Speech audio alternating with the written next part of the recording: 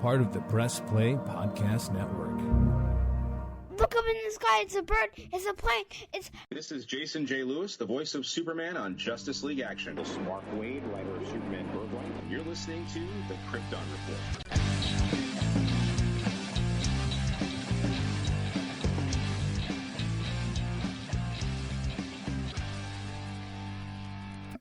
Welcome to the Krypton Report Special Edition commentary track. I am your host, Tyler, the Superman of Blue.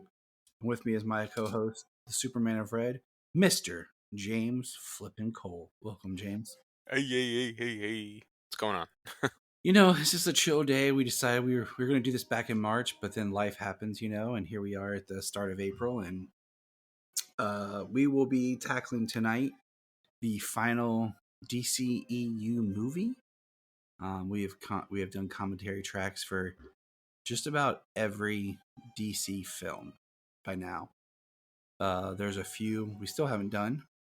I think two that would be really crazy to do, that I think if we do them, we need to do them together in the same room, being like, and we need to be drunk. That'd be Jonah Hex and Steel. What's funny is I've never seen Jonah Hex. I watched it once. That was enough.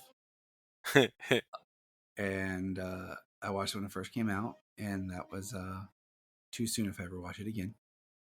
And we will be doing Joker later this year in time for the sequel, so I think that pretty much takes care of all of our commentaries.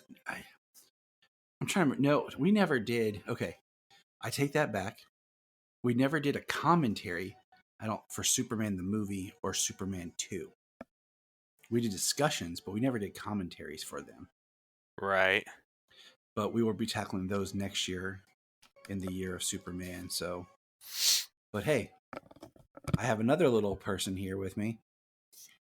Go ahead and introduce yourself. Hi guys, I am Solomon Patrick. I am from the Godzilla podcast, which is also called Solomon's Godzilla Universe. I still figure out the title, so. Yeah, you can hear that on our Patreon feed as well. Get some Solomon Godzilla chatting going on.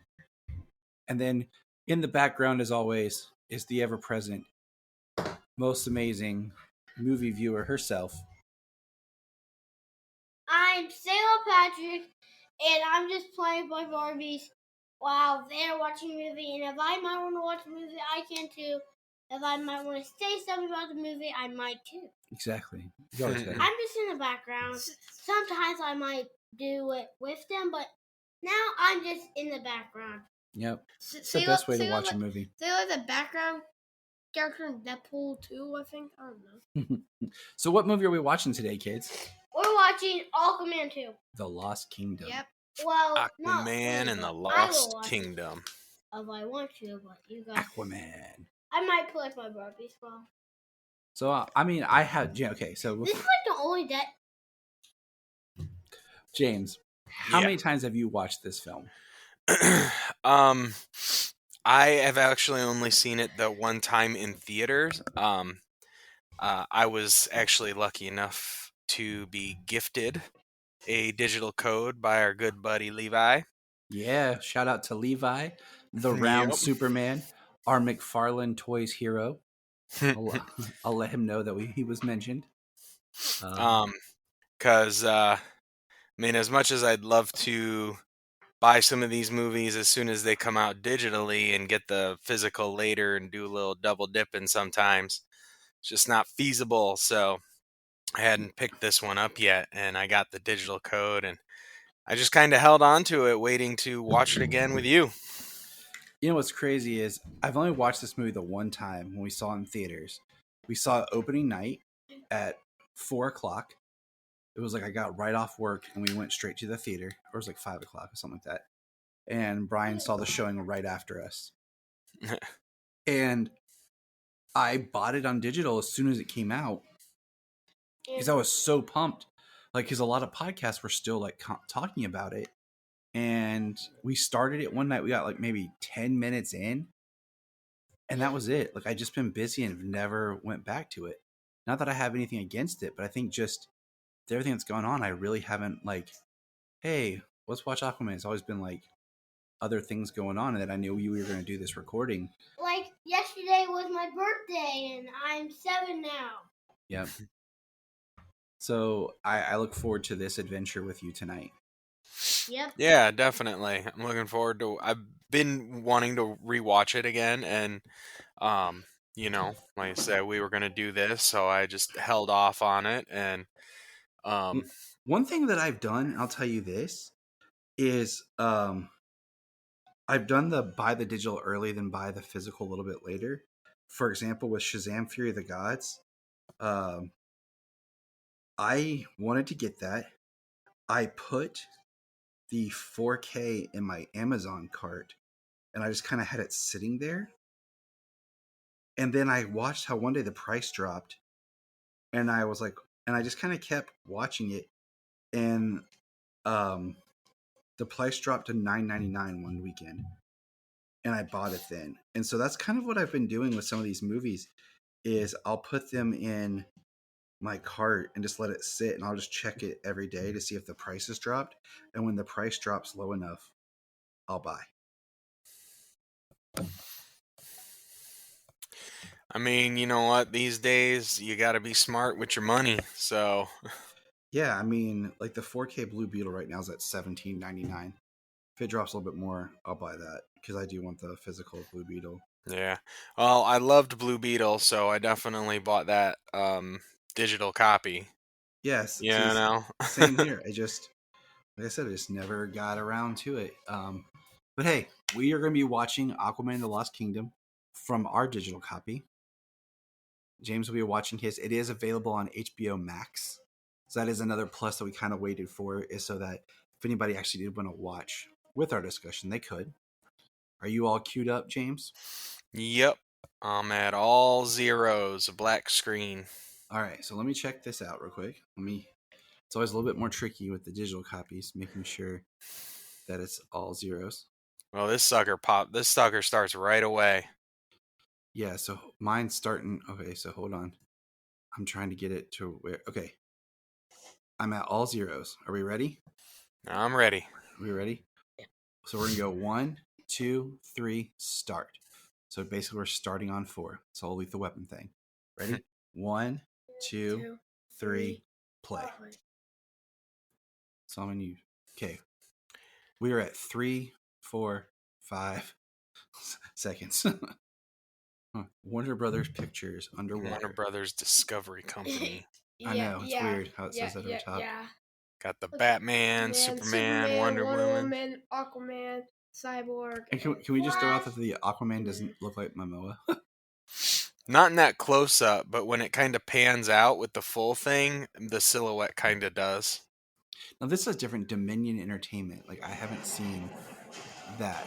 Yeah, Domain Entertainment. Oh, yeah, Yeah. Domain. I can't read. Now people are fighting. It's okay. Sometimes, you can't read. It's I all right. okay, We don't judge you. I think it's fascinating how, like when I watch a digital copy a lot of times or streaming, how the film will fill up my entire TV. But then if I watch the 4K Blu-ray, it goes to the standard like letterbox ratios. You know what I'm saying? Unless it's one of those where it switches the format, much like The Dark Knight. Okay, so here we got Aquaman riding Storm, a seahorse, which is pretty cool. Yeah. All right, so this is, I mean, these people are hijacking a ship, and he appears. Like I have a feeling that this whole sequence was a full sequence and not part of a montage. Yes, I agree too. And this is part of the fun of the commentary, is I feel like this was a whole big action piece. Okay, so we have Needle Drop. Born to be Wild by Steppenwolf. Which is hilarious. And then look, the cut to he's telling the story. With action figures. Like it's really cute with the child and everything, but and he's also fighting. I kind of like. It's like a love-hate thing because I like that it's kind of like him telling the story, so like he can make it sound cooler than what it was, kicking his dad. That's awesome. Uh, Just the difference in the look of the scene. Every time it cuts back to him telling the story, it just looks like it was filmed differently. It doesn't have the same saturation that the rest of the film does. yeah. Um, so I mean, it's almost quite obviously a reshoot. Peed in the mouth. What dad hasn't been peed on while changing a diaper? Yep. Okay, so the laundry part right here. Okay, to me that's a little campy. Okay.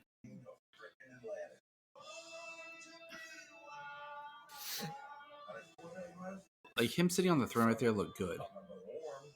Yeah. Um, Right here looks pretty cool.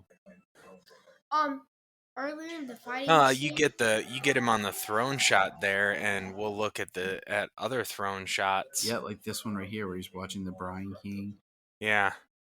earlier, Like And there's it looks different. the lighting is really right. There's pictures like that's online of like right here how he wakes up and he's clapping. Woo, yeah. Like this whole thing right here, this council feels like a huge subplot that was ejected from this film. Like that shot right there of him, that was a reshoot. And then right here, this the curve key. That is funny though. That I do like the married life kind of thing there. I agree, but I mean, it doesn't really feel like him and Amber Heard were in a shot together. Like it'd be very easy to film them separate. And that's what I said, that opening battle, like feels like it wasn't montage. you know, the opening battle when he was fighting, Mhm. um, when he was fighting the people on the boat. Um,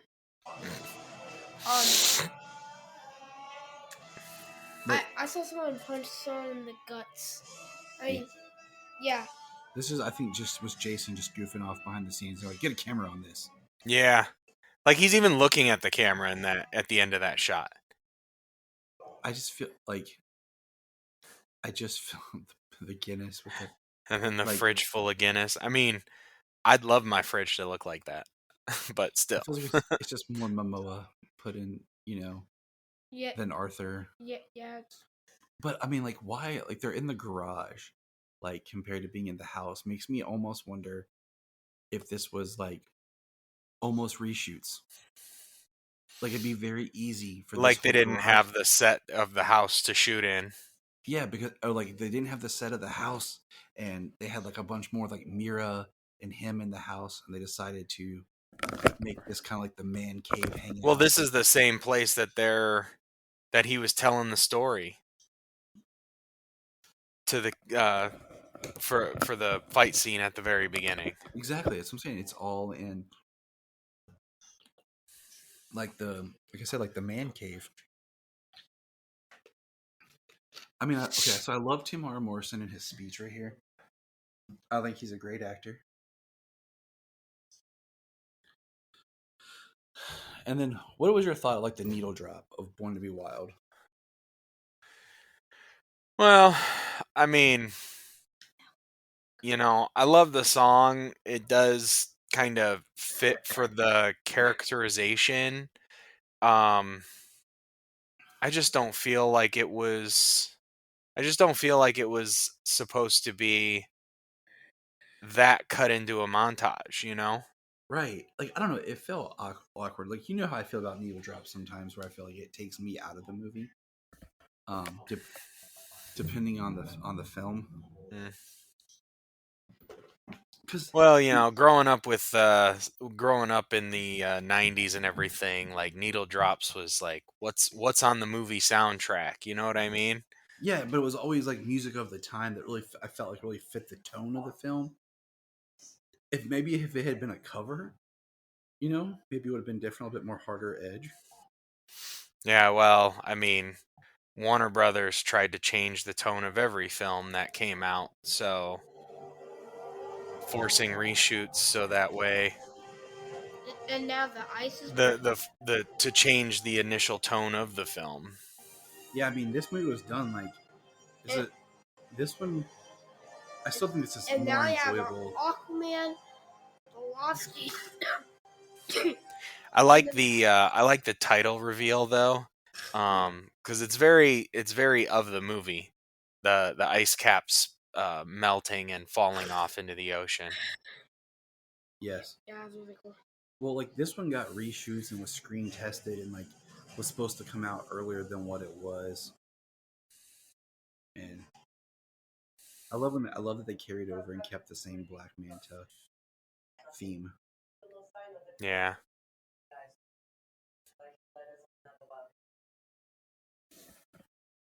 Yeah, giant orca. He just looks mad. Look at that scar on his face. His Manta outfit. You know, that kind of does suck.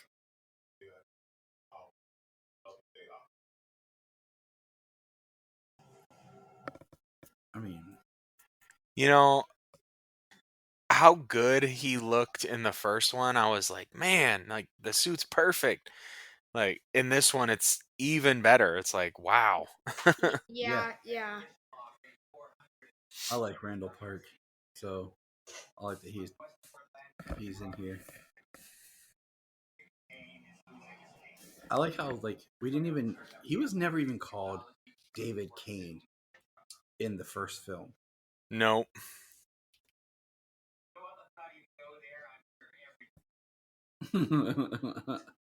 Why is it so? Oh, sarcasm. Why? Because he's working for, David Kane. Who's scary. He looks nice and warm. Everyone looks nice and warm.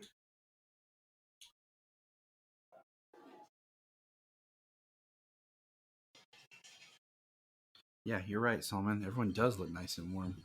Probably. This poor guy here. They're probably. I mean, they're both wearing red parkas. So that's like red shirting it up right there. Yeah, that's probably why they're wearing red.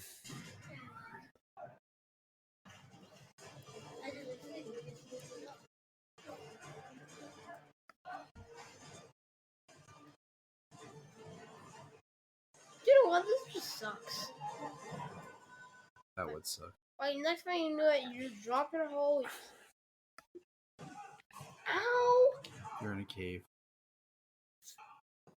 In the cold. Oof. He's got snow on his face. That makes my face feel cold. Right?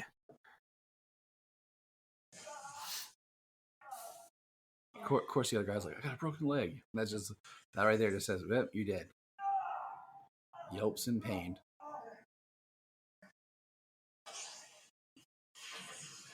The red flare is awesome visually.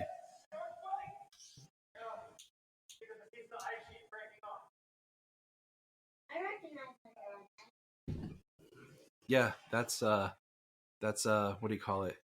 That's Asian Jim, guys.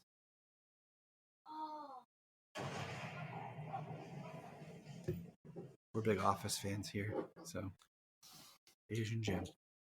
Yes, now I remember. I'm like, this will suck. Guess Randall Parks or Dr. Shin's lucky he got up and moved. Otherwise, that snow tractor would have fell right down on him. Exactly. Yeah. Yes. Dr. Shin's a good dude. This is crazy right here.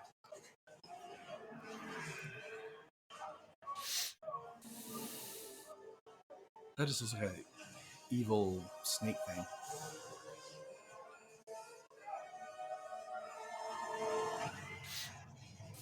That is just like one ugly looking tentacle. Yeah. Like it's a tentacle that looks like it's gonna eat you. Okay. Yeah, it's mean grabbing him the way it did. See, I think this would have been a neat way to open the film with this. Then you pull him into the dark, and then you cut to Aquaman talking. It could have been an interesting way of opening the film with this kind of action set piece like this. Because I do feel like that on the boat was not just. A little interesting bit is why Dr. Shin didn't get taken as well.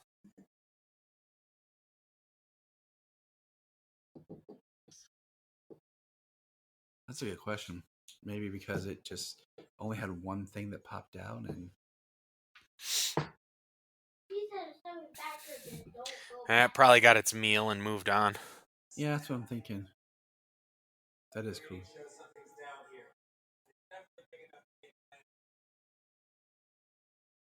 That's pretty crazy.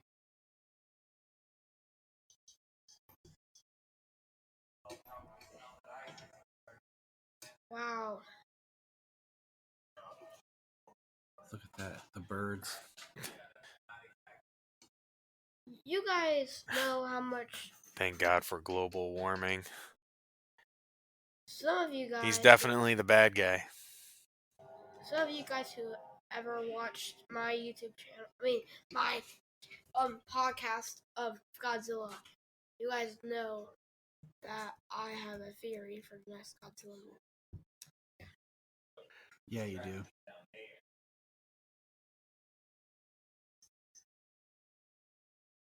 We know that, dude.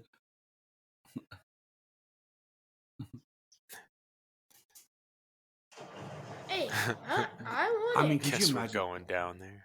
dude? Even with those wetsuits, like I know they're supposed to be like more advanced, but how cold is that water? Oh, man. I don't even want to think about it. It's literally ice water. Yeah, yeah. This is the water, like It looks like Hiroshima layer. It's like got to be insulated to a degree where, like it keeps you separated from the water. yeah, like you shouldn't even feel wet. See, I wish that we would have Ooh. focused us more on the Lost Kingdom.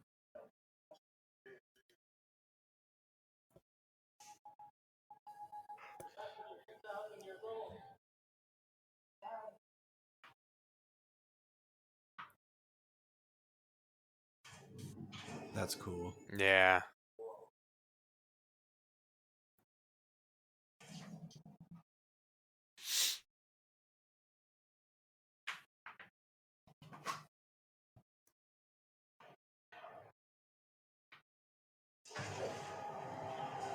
So The now idea of the Lost Kingdom is a pretty cool like concept, and the way that like the Lost Kingdom is frozen and revealed in this movie is pretty awesome. I agree, and I wish we would have spent more time on. I really feel like there's, like I said, the subplot of like the council trying to, overthrow Arthur, and then they probably just like, you know what, we don't want to get that political or something, and just were like abandon it, because if you really, they're like in what 2 scenes? I feel like those are something you could cut out quick and easy because they don't really serve a purpose at all in this movie. Yeah, I definitely feel that because the way James Wan made the first one, I think that he would have done something very similar in this one. See, this is interesting. Putting in as much as he can with the idea that, not going to be able to make another one. Right, filling out more of Atlantis in its world. I kind of wish, like, instead of him putting it together like this,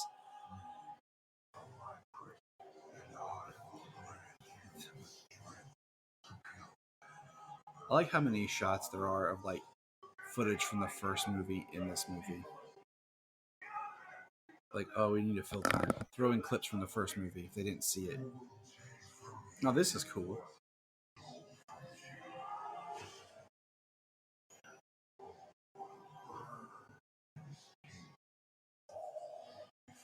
Him standing in like with all the creatures,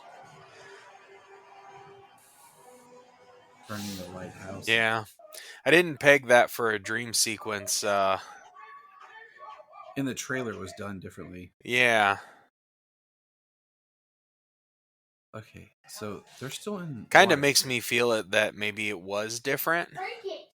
Um, and they utilized it to shortcut part of the story. 5 months later. You could have even done that whole thing with him, like, and opened the movie with Shin and made it like a prologue, kind of like, Nolan, and then done, like, when it cut here to black is when you go to the whole Arthur and the baby stuff. Yeah. Because, like, my problem is it's all Arthur and Arthur Jr. Like, where is Mira?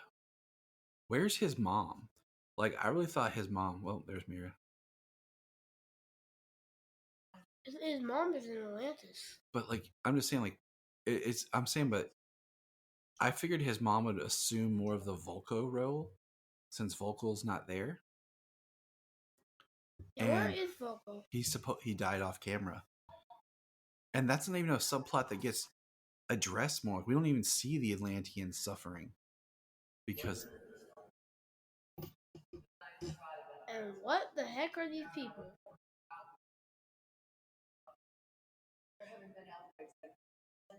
See, it's just.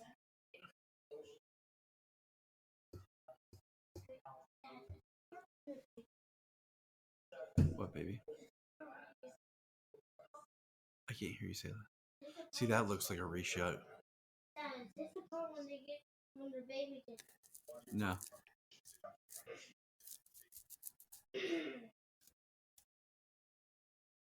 See, like, how are you gonna do the first movie? There's not even a council referenced. Like, if you would have said, like, after Orm's behavior, they formed the council or something. But it just feels like this is very wedged in here.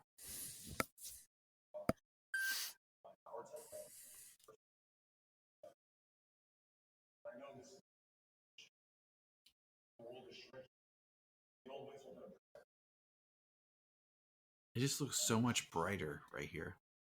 Yeah.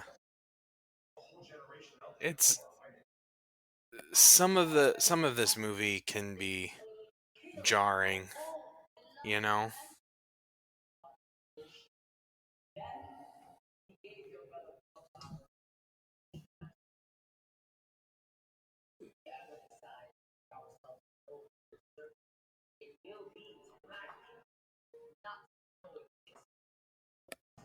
See, I feel like that's just like are you seeding for a third film? You know what I'm saying? Like, or it'd be like the Surface versus Atlantis type thing, like, and then he's right back to the house instead of being in Atlantis with his kid. So are they hiding Arthur so no one knows that he was born? You know what I'm saying? Like, Right. Kind of like he was hidden. yeah, you know what I'm saying? Like, and like I was saying earlier, it's always him and the baby and his dad. You know, it's almost like you're telling a story of two single dads, but he's not. You know, and then where there's not really discussion about Arthur's mom, who you think would be there with Arthur's dad, but Thomas. Thankfully, Aquaman's dad married a sea woman. Yep. And then Arthur came. Yep.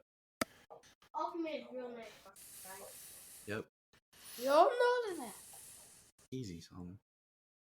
But see, like this type of dialogue right here about between him and his dad, this is the kind of dialogue of like in a movie where someone like really honors somebody, sets you up that he's gonna die. And I truly believe that he died. But they had to edit it and change it, and I'll point it out as we go.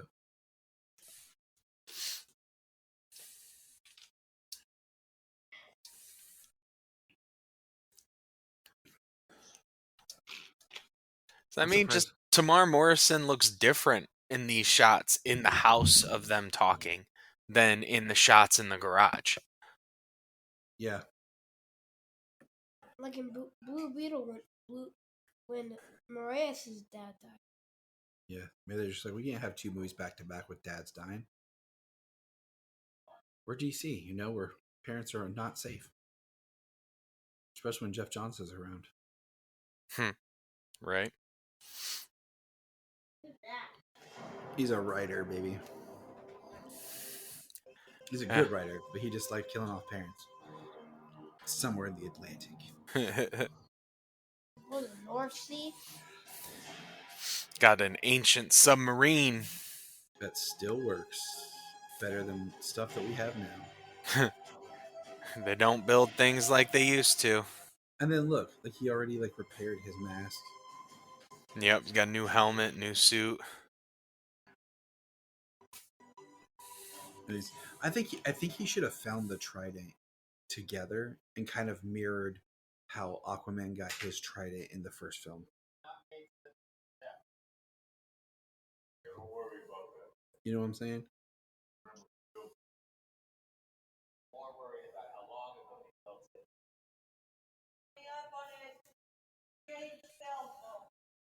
I mean, you know what's cool is these look like these would have been fun sets to be on. Right. It kind of reminds me of like some of the stuff you can go like the science museums or children's museums, almost like because look how much space that is. Like, that is a huge bridge. That's a giant set, yeah.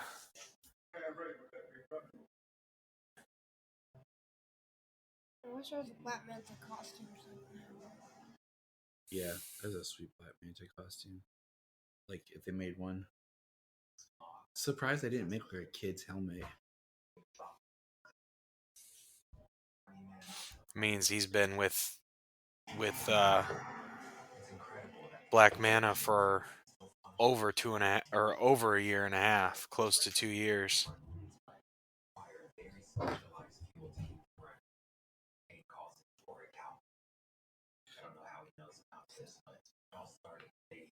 See the one thing is like I thought about this like I like that he has the trident, don't get me wrong, and that gives him strength, but I hate the idea like he's basically possessed. You know, so it's not even him really being the bad guy. He's just being a pawn, you know? He has this knowledge and everything. He's basically being possessed by the bad guy. Right. And it's like does being possessed like that diminish him as a villain and as the ultimate evil authority, or does it lessen him, or should there have been like another character that was technically possessed, like the girl as his right-wing person,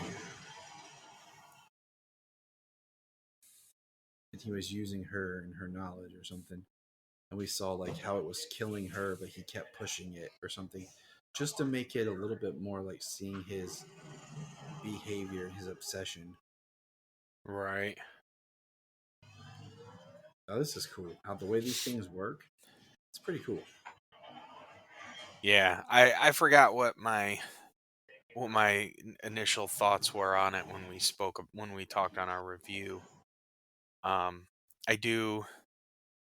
I usually don't like the possession angle, especially from like your primary antagonist. Right.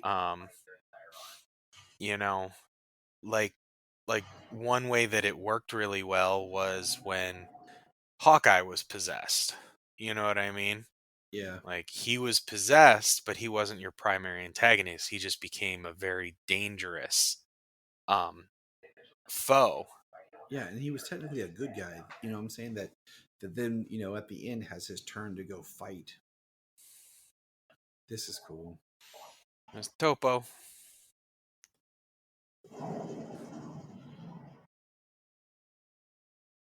Or a Calcum storage vault. I mean, I Thing like probably this hasn't movie. been open in 2,000 years. Yeah, I like this movie, and I enjoyed it. And I'm enjoying it now. It's fun. I feel like it's a little bit more playful than the first movie. It's definitely got a more environmentally conscious message. Which I'm fine with. I mean, I just think they could have done a little bit better.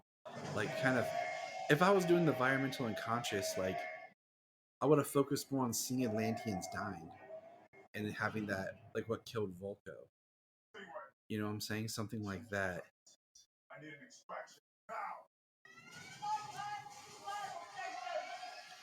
I don't know. I just think there could be a little bit more.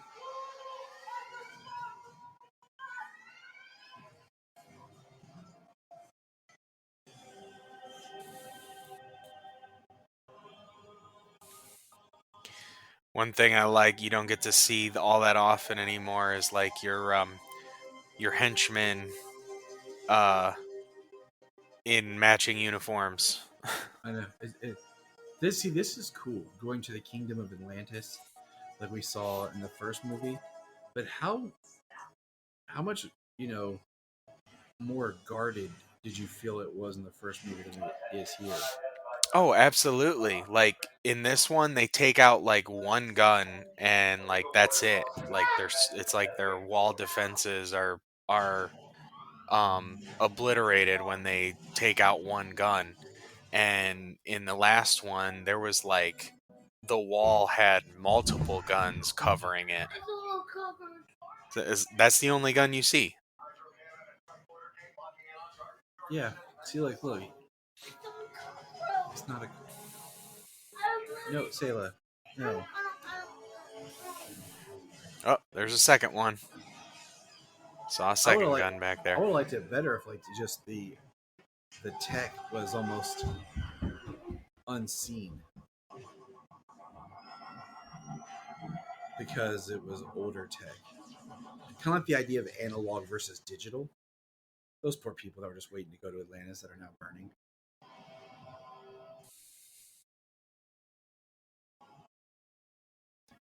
But they shot at one of the wall guns and they just strolled right in. Yeah. I mean, it was See, now, definitely a bigger threat. Um, a lot more defenses in the first one. here we go. Here's Mira and Atlantis, big scene, right? And I just feel like Atlanta, who's the queen who came back, who wasn't dead, who's like the queen, the not the queen regent. It's called the shoot. I can't remember what the term is right now. Not dowry queen, maybe. That sucks. Um,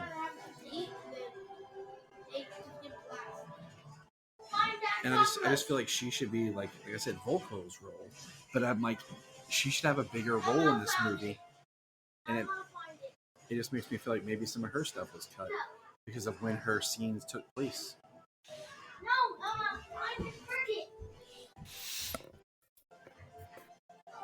Right.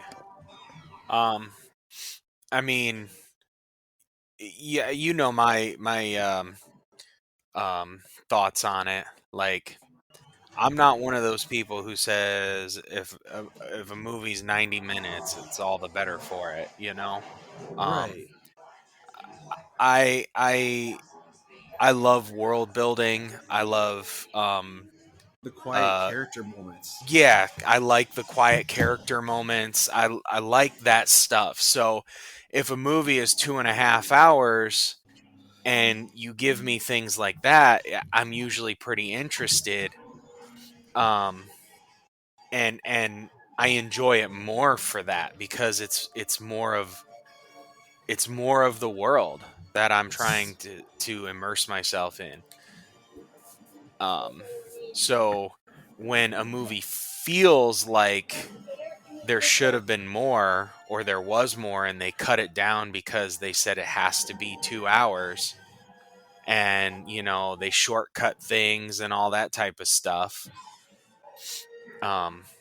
Yeah, it's. It detracts from the film for me. I feel like I lose substance. Yeah. I mean, that was cool how he shot her right there into that statue. Yeah. His beams are wicked in this. I thought that was like, oh, and that's how they got rid of Amber Heard. Yeah, I thought she was going to be incapacitated after that.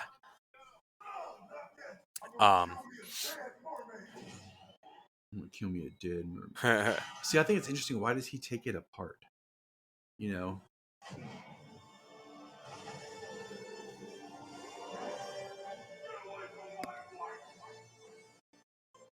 This part's interesting. Your wife?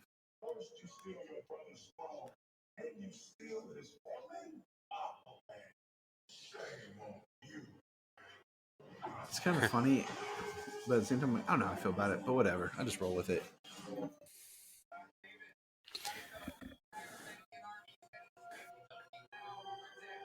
Yeah, I mean, one of the biggest culprits, in my opinion, of shortchanging a film and cutting it down into a montage moment is actually the first Avenger. Like Oh yeah, after he saves Bucky and everybody, like it's literally just a montage of his entire time in the war until the end. and we Like, and we never went back and visited it. Like I thought, okay, well maybe we'll go into the second one and we'll get clips that kind of fill in, like flashbacks, that fill in. That was before we knew the story of the second one, mm-hmm. And I thought like I discussed like, should he have went into the ice at the end of the first movie and left that kind of as a mystery, knowing that that's what's going to happen eventually, or something like, I don't know. But yeah, the whole taking down Hydra, like all the stuff that Captain America did was in that montage. Yeah. Yeah, it was literally his entire time in the war was in a 3-minute montage. And then the next scene is when we lose Bucky. Yeah, it's like Captain America, he saved the people, yada yada yada, and then he took down Hydra. Like that's how the movie went. See, Um, look. So we have her complaining about Arthur and what the king is doing. So, like I said, I feel like that's a whole subplot that was dropped.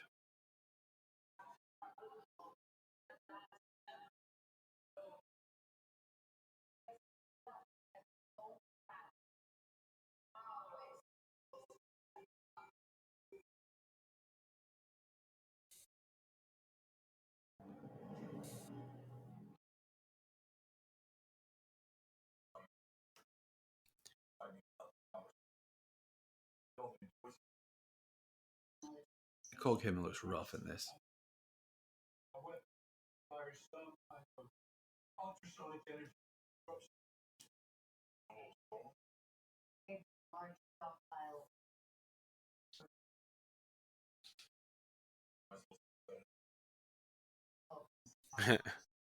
I said she looks rough.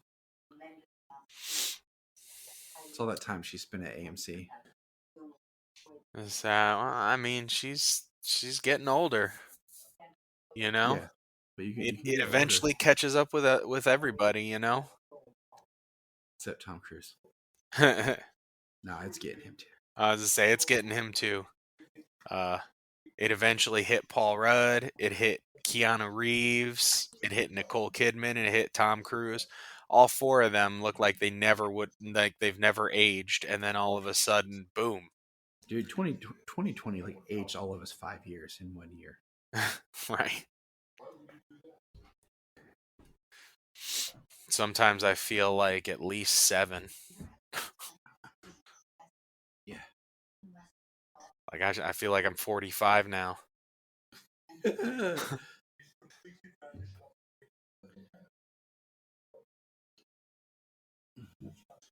See, I think I would have liked it better if the thing was Arthur had this plan to go after him, and the council were all against him. They were like, wouldn't allow him to use the army.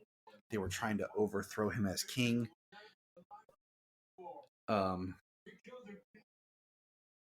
So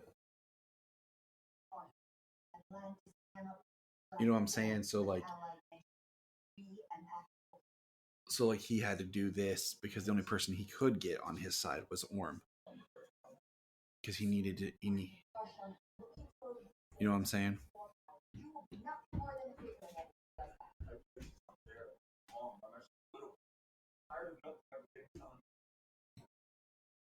I do like that. Yeah. Doing something, actually getting things done. I like that too. I mean, I think that's a commentary on politics, Yeah. on So- and not Okay. even modern day politics. Spirit in the Sky has to be like the cheapest song ever. It is in so much crap. It was in Suicide Squad. Yeah. Like, it has to be almost free, the royalties for it. Because it's another needle drop in this that I'm just like, ugh. Boys extra medium. Boys extra medium. Okay, I will have to point out the camouflage suit's sweet, but like, how does it camouflage the parts of him that's not wearing a suit? And then, like I said, and he had to mention it's for only a minute, but he can apparently use it an unlimited amount of times. Yep. And there's no like time limit in between when he can use it and when not. Like there's no recharge. See, I wish they would have done like with Momoa in this one to give him a different look, tighten up his beard, and cut and like have his hair cut. Like, I know the long hair is kind of his thing, but like, or keep it like pulled back more to give him more of like a different look. His ink piss.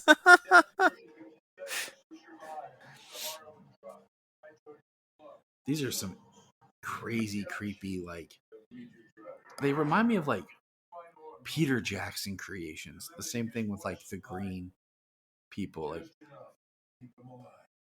they make me think of some sort of Peter Jackson thing.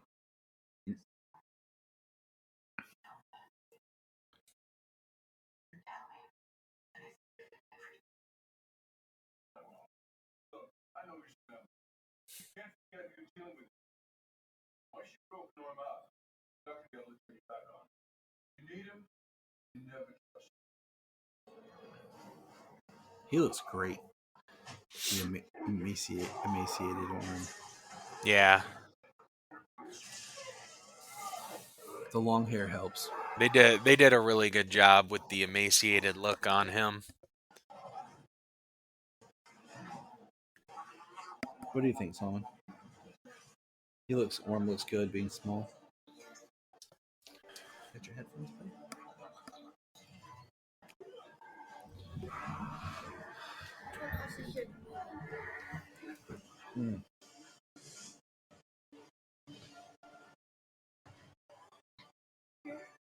See, he looks sweet right here in the like the invisible suit.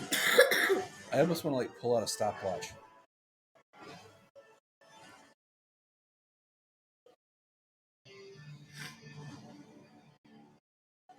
I think he should have had a mask.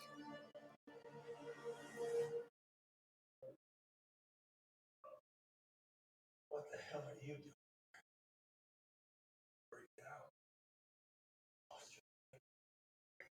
You're the one who put me here.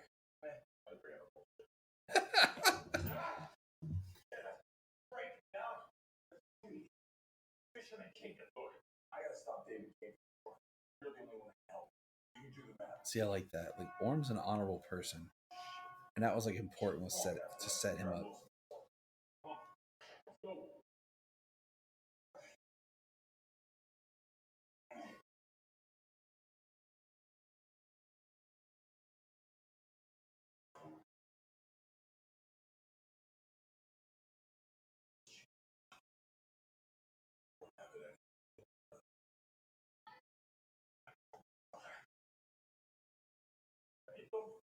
What does that mean? I think it's brother in Spanish.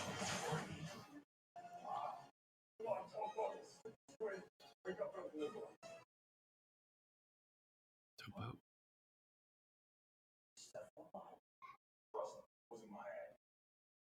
I still think you should have had a mask. I'm like, is Topo dead? Topo's sweet. Yeah.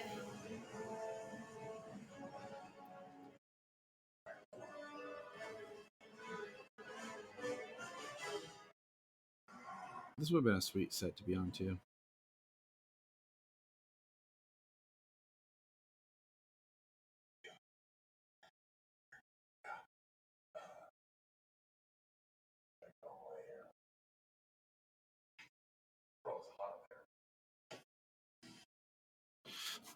He just like, did you bring water? And he said, I drank it all. That's not cool.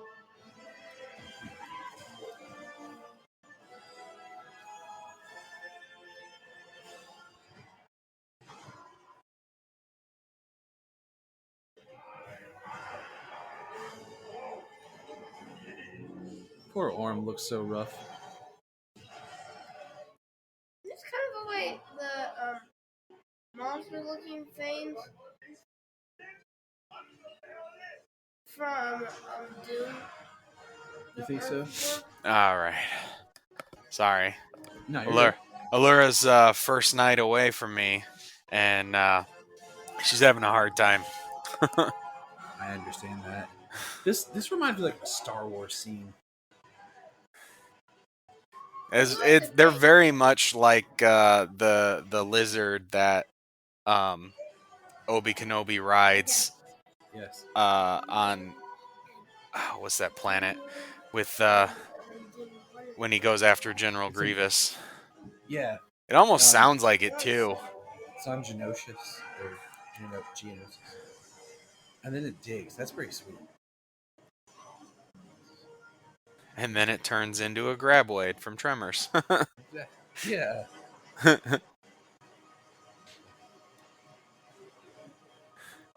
then they're in the desert.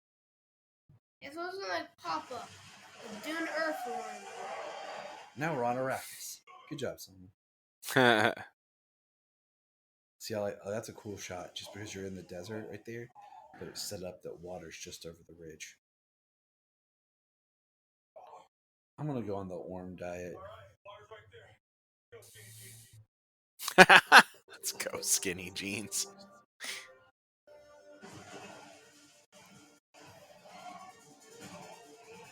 See, now he's not okay. Now he's invisible. Like he's gotta keep his identity. So this was a part in the theater I was watching. I was like, kind of like watching him like run and move, and I'm like, okay, it's because he's weak, right?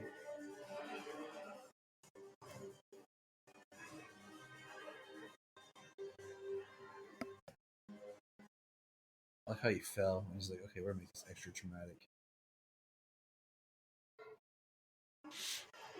Oh, the tide. Wave. This is like some Lou Ferrigno to the Hulk crap right here. Right. It's Bill Bixby to Lou Ferrigno change. Not quite that much. It'd been better if like he just came out and his pants were like all super ripped. Like, it didn't fit at all.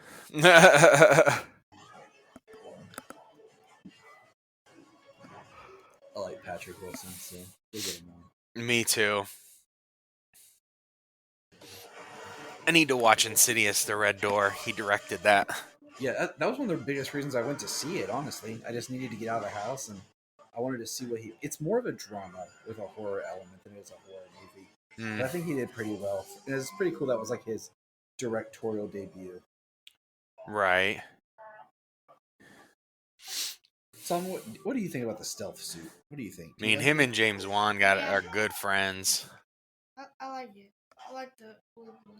So Solomon and I, like, and Jania and Zayla, we've been watching all of Face Off. Okay. The old show that used to be out there. And the last episode we watched was a contest sponsored by James Wan for Insidious 2. Ooh. And it was just cool to see James Wan. And I was like telling Solomon, it's one of my favorite directors. He directed Aquaman. Yeah. Oh, here we go. The first thought of what's he doing? Yeah. And I'm like, okay, all right. See, I didn't even consider it in this moment. I noticed it. I noticed him running. Like, I was like, well, maybe he's just, still recovering. Right. That was my thought too. But I was like, that's just kind of odd. It wasn't until we get on land. Solomon, I'll bring it up again. Solomon is a killer run like Orm impression. He knows how to do it.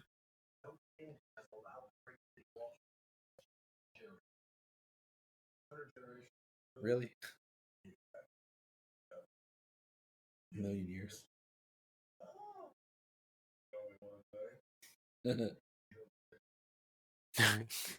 Calling me 1 in a million. the worst one out of a million.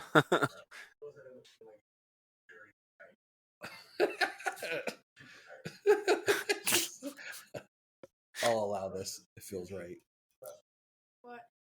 Their conversation about like using comedy to de-stress. Yeah, I almost had an incident where I was caught in a tornado on Tuesday, like legit, and I was actually scared because I couldn't really move, and I was messaging Jania, and I sent her the GIF of Jonathan Kent in Man of Steel with the hand in the air, and she was pissed at me. So yeah, I use comedy to mask, my feelings of fear and stress. Oh, really?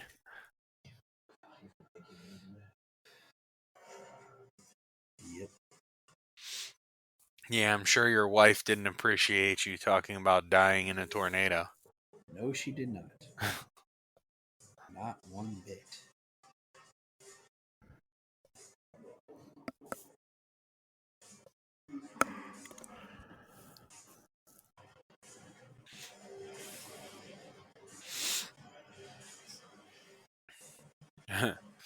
That's so cool looking, though, the way the from the inside coming up out of the water. Mm-hmm.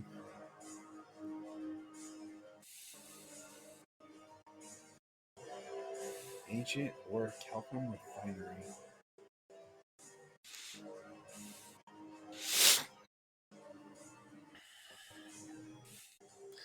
I love how those are like they're work machines, they're um like submersibles, they're all kinds of stuff.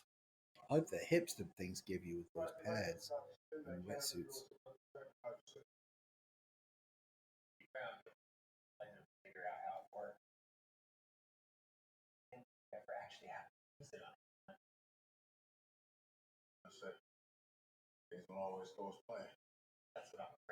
See, that's something that's more of David Kane right there.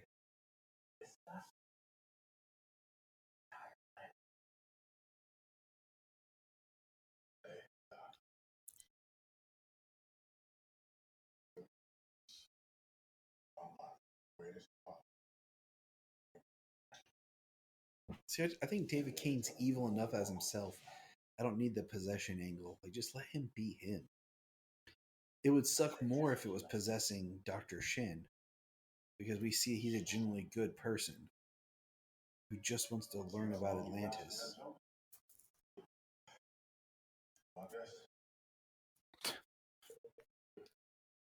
Yeah, you're free to go, but that's where you get to leave.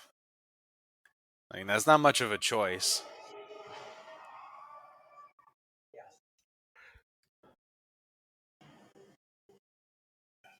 Yeah. What would you do, Solomon? Would you stay or would you try to, run through the woods? I mean, he really only gives you one choice. It's not it's not a real choice, you know? Yeah, it's the illusion of choice. Mm-hmm. Probably go for the woods. Might be dead, but I don't care.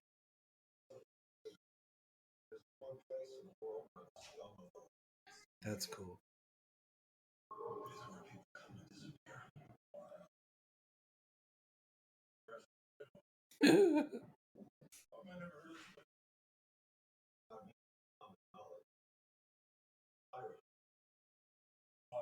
Pirates under the sea.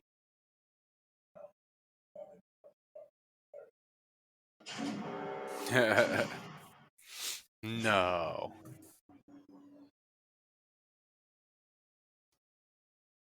Beginning of the first movie, he took down a crew of pirates, kind of why Black Man is after him.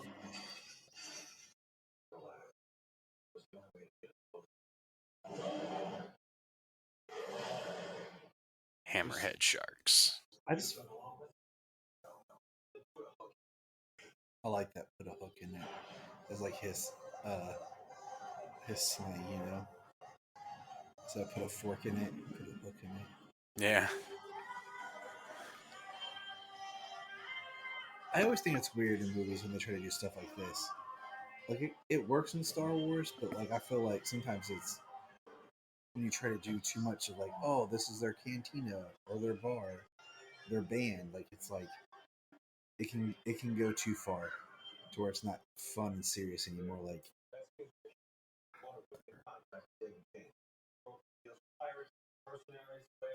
I like the shark guys right here. They're better looking than what King Shark was. Do you like them, Solomon? What? The shark guys. Yeah.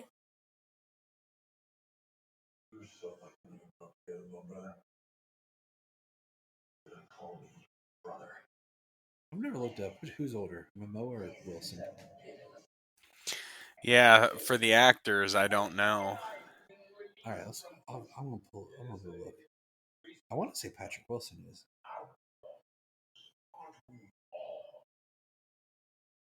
All right, Patrick Wilson was born in '73.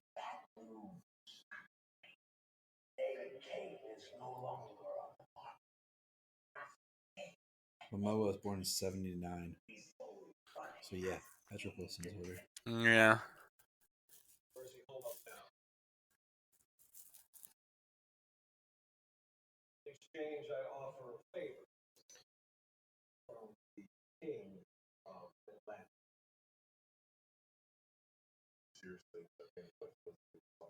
I do think it's weird. I'm gonna throw that out there that Arthur's not wearing Atlantean clothing here, like even like clothes like Orm is wearing.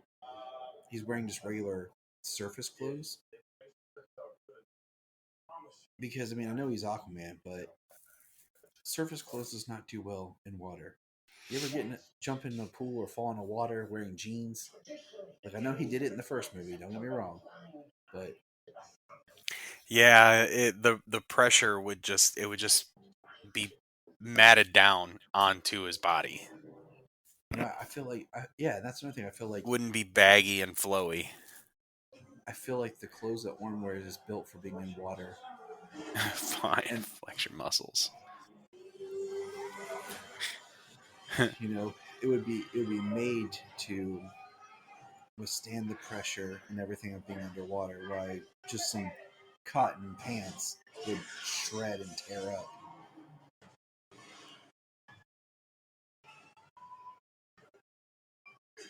Ow. It's so weird. Like certain scenes in this, like this right here, looks more unreal than in the first movie. I like this. The reverse of sucking the water out. Yeah.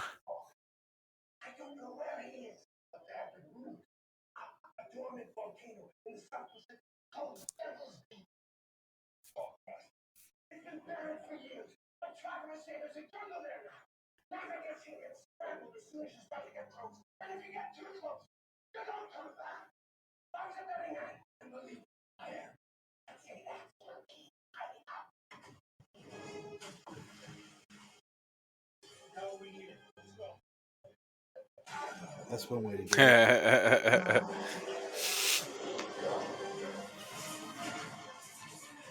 Yeah.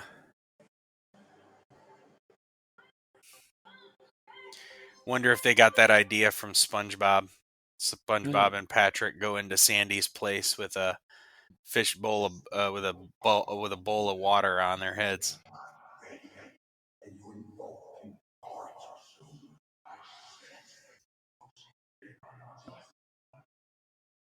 See, like I could do without this.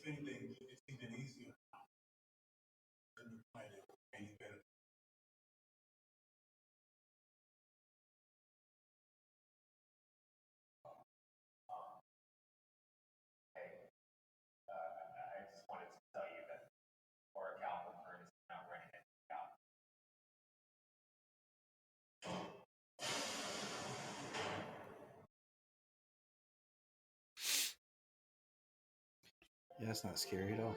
Yeah. Because, Black Manta is going to talk to his his possession Out loud and with the door wide open, Yes. I definitely feel like there were more horror elements in the first one. Yes. Although some of the monsters on this island, the mutated creatures, are a little horror-esque.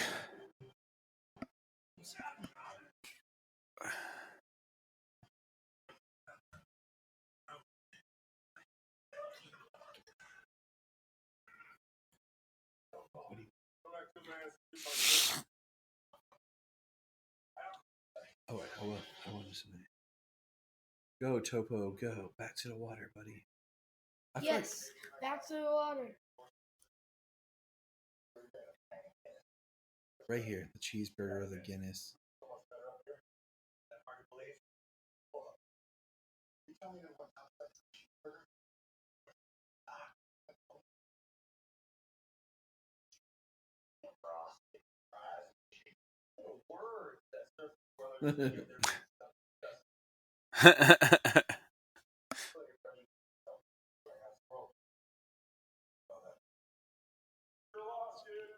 I mean, I like that. He's not wrong right there. Now this, I have to laugh because this is such a brother thing. Yeah.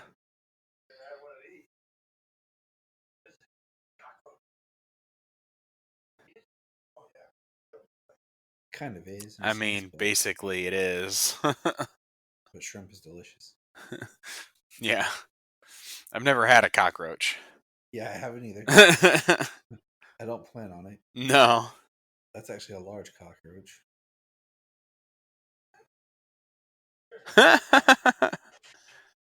See, this is interesting how the melons. You first. I like how even Orm knew that was not good. Yeah. See, I feel like this is a whole thing right here. Like this whole island and what it's doing. It almost kind of feels like Justice League, where like the apocalypse and stuff was remaking the world. Right. Look, hey, look, it's the DC version of Marvel. Yeah. Or it's like, what's the island? Dinosaur. It's not Dinosaur Island, right? It's just like Mysterious Island. Yeah. I just feel like there's so much more of this island.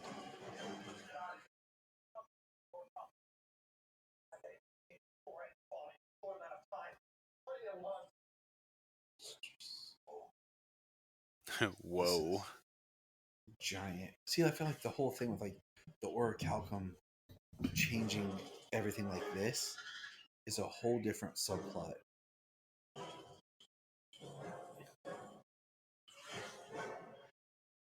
I don't want to miss this part, Simon. I mean, that would be creepy. Oh my god, beyond. Tons of monstrous grasshoppers. Here we go. The great running scene that Solomon he's so good at.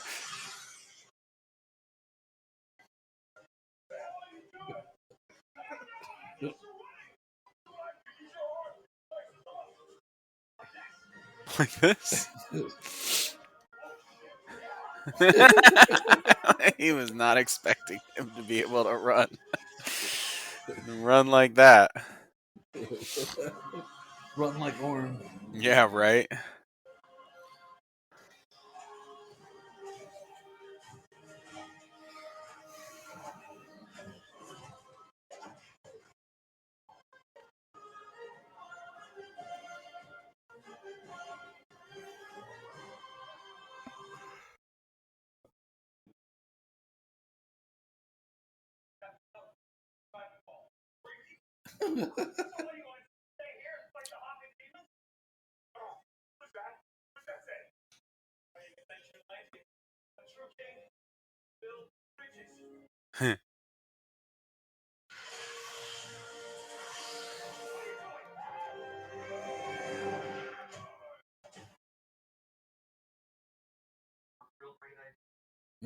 See, like that Krill brain. brain. This reminds me of one of my favorite scenes in the first Aquaman, where he doesn't move the kid from the bell; he just jumps and hits the bell. Right.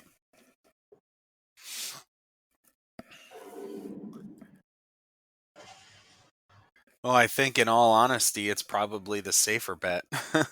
It is. True king builds bridges.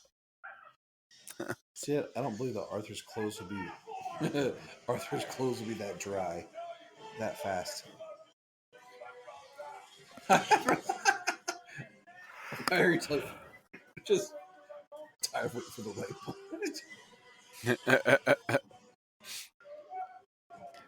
It's like, and if we're gonna die, might be the last moment.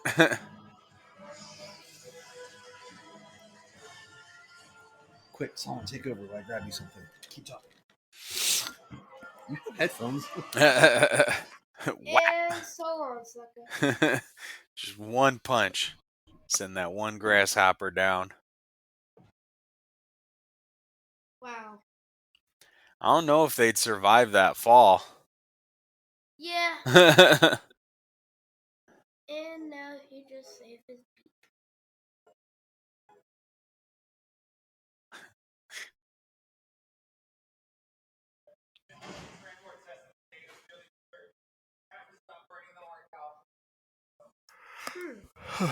We have to stop burning it.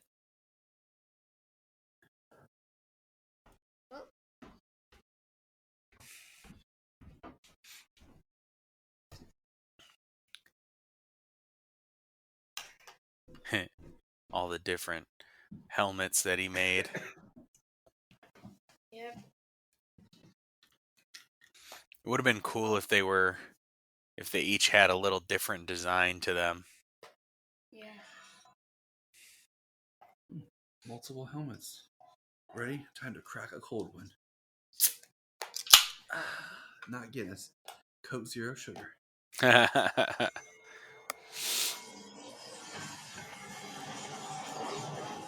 I wish I had either or. See, I think this is interesting. See, I missed this part in theater. I had to take Solomon to the bathroom. Oh yeah, where he gets to see what's gonna happen. Maybe I saw this part. I don't know. I just remember when it told more of the backstory. I missed it. Maybe I saw this part. See, I think it's interesting how it doesn't stay. Like, you have to keep pushing it back together. Yeah, that's interesting with the trident.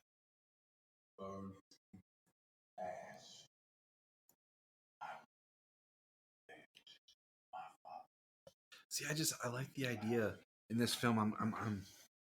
I'm sad that we didn't get the storyline of like him befriending and kind of seducing an Atlantean woman and getting into Atlantis that way, thus making the way for Aqualad, Jackson Hyde / Cowder. Yeah.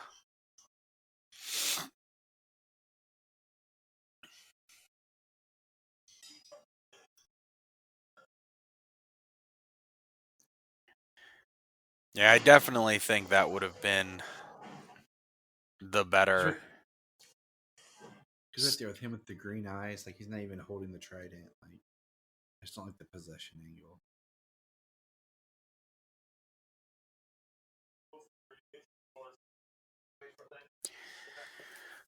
Yeah, I mean, I'm not even sure if the possession angle was necessary, Like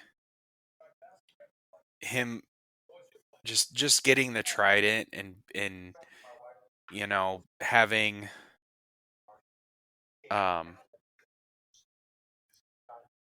just having the trident and having him, release the lost kingdom so that way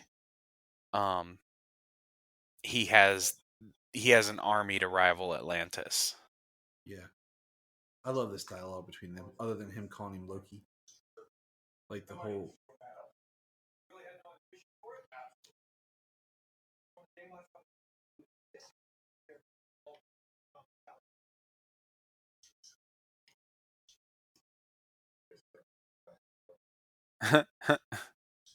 Roasted.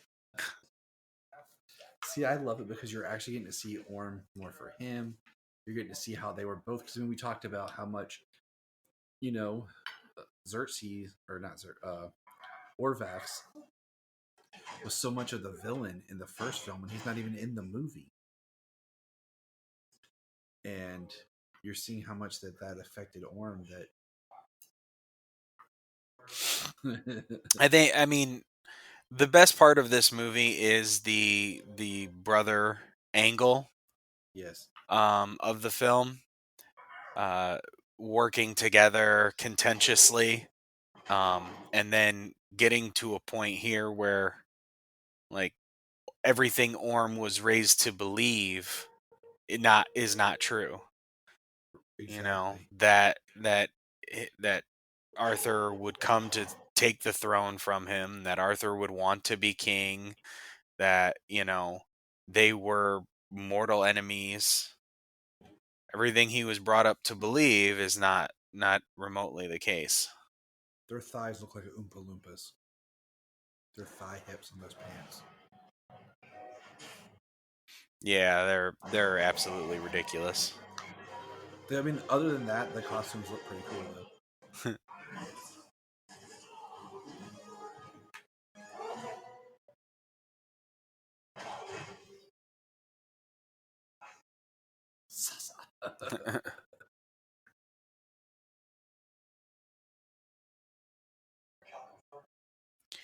I mean, Aquaman is basically Superman underwater, I mean, the way he stopped that huge train from going off and killing a whole bunch of more people.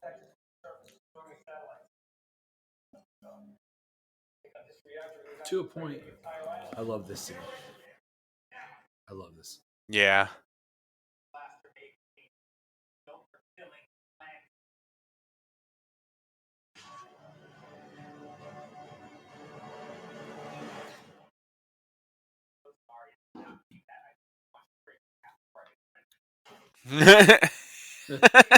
Just did not want you to break me in half before I could surrender.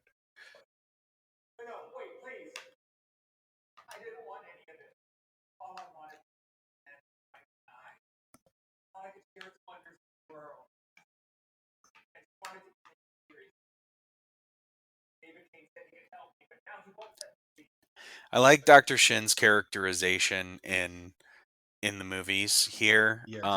because in the comics his characterization is a bit of an asshole. Yes.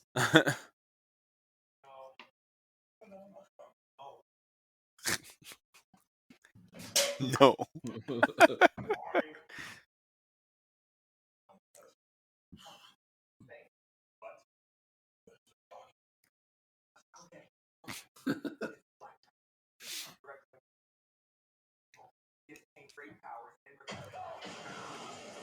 Boom.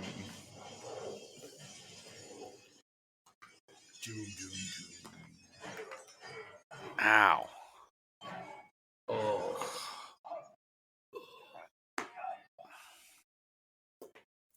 It's a massive spill.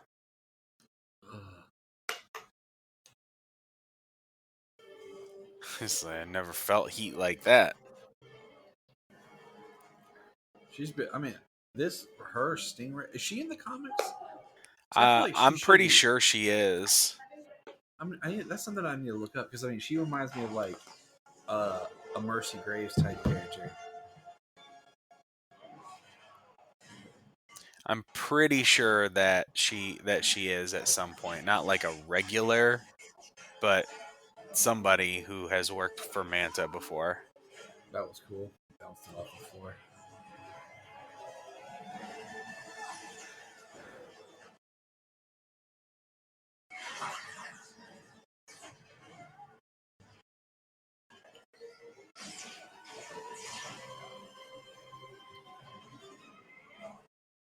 That's cool. Ah. If that was her, she's gone now. All that talk, and she's. Now, This is cool. Surprised we didn't. I'm surprised it wasn't the Wilhelm scream.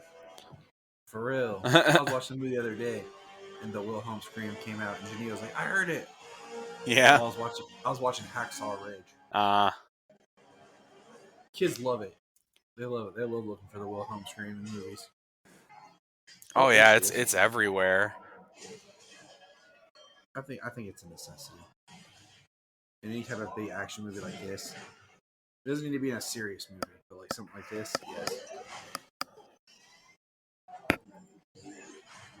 Go, Orm, go. I think it was in a Godzilla movie. I think it was. Yeah, that's a pretty cool long shot. Him running from the. Oh, and then him getting punched. I like it. It's like And Arthur That's just cool. one hands it.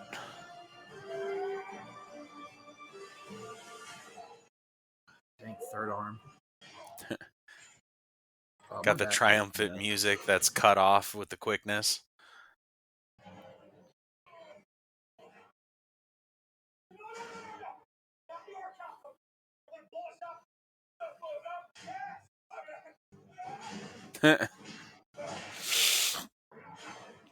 So let me then stop using it.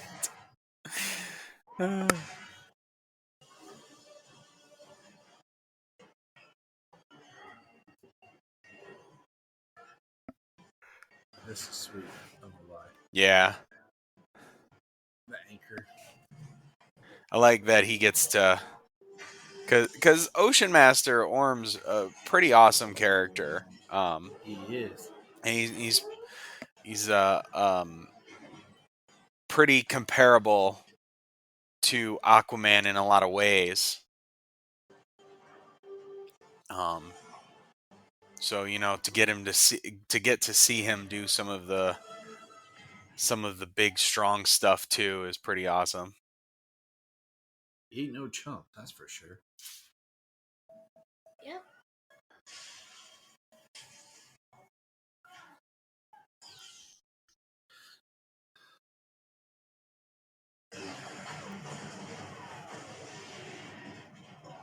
Now Mantis shows up.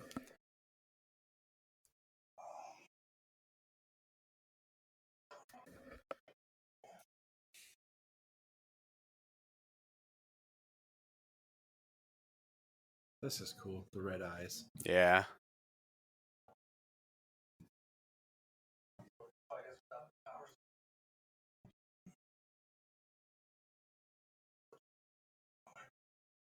I love this is great.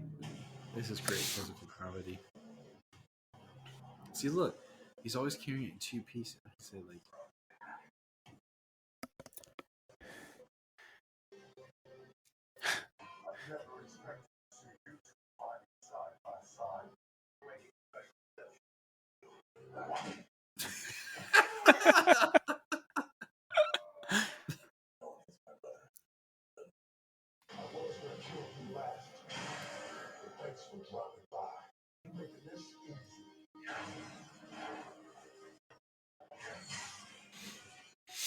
Well, that's practically a Hulk maneuver. yeah. If only he'd have used it as like a big old boxing glove.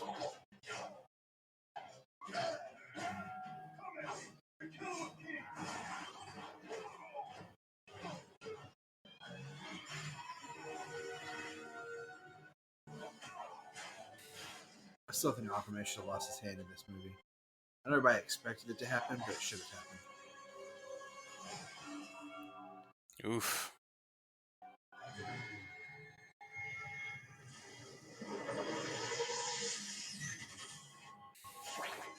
This is what I need to see. Maybe.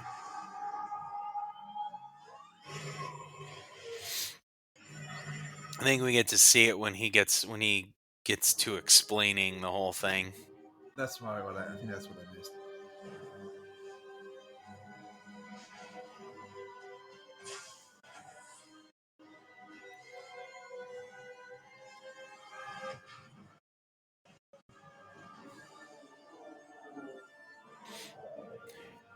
Giant starfish ships. He looks sweet. Look at him, Dolph.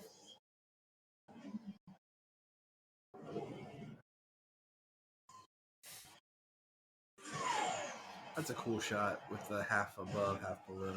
Yeah. I like how they're planning on taking down the whole mountain, taking down the whole reactor. Good old Topo.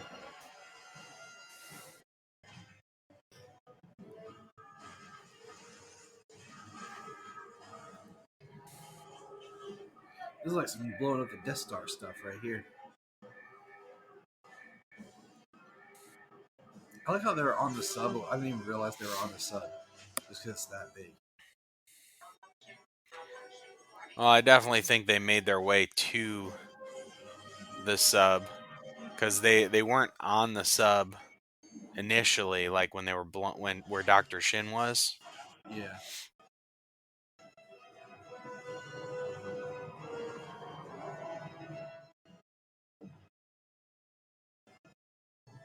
This makes me want to go swim. I need to get some Aquaman like swim trunks. Yeah, right. I feel like Aquaman beachwear, like trunks, sandals, like all that stuff, like should have been great promotion tie-ins. Like to me, this, especially the first movie, felt more like such like a summer movie, like just with the water and everything. But it was released in December. It's so weird. Definitely.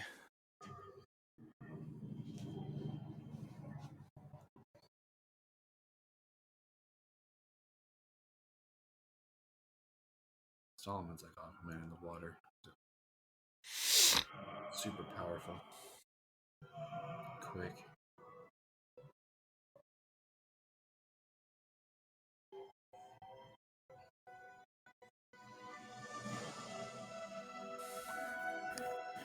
I didn't expect this. Mira's a beast, though. I like look at her feet, like how her boots are kind of like flippers. I've seen that a couple times when they're like in water, like swimming, how it becomes more like flippers than when they're walking.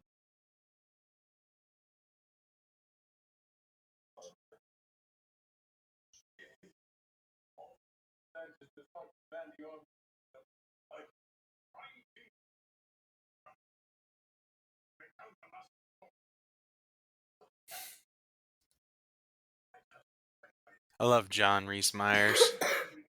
Oh, I know.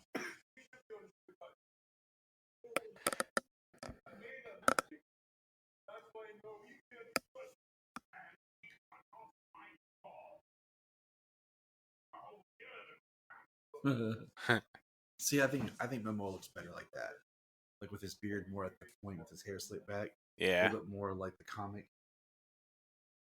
Here we go.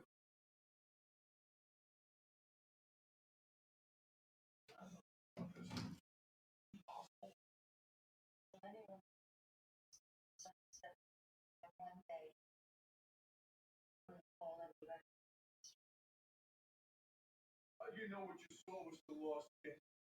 No one even knows what it was called anymore. Oh, necklace. I didn't see it. I knew it. Almost like I was. Remember? I like how his bandages are like seaweed wraps.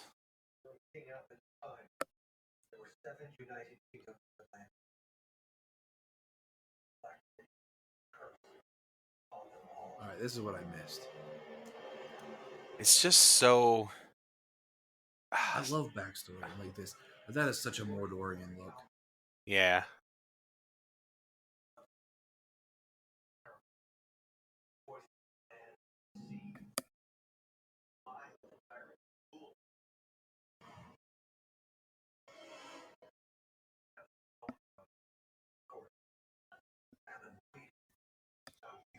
See, I think there could have been a much stronger story.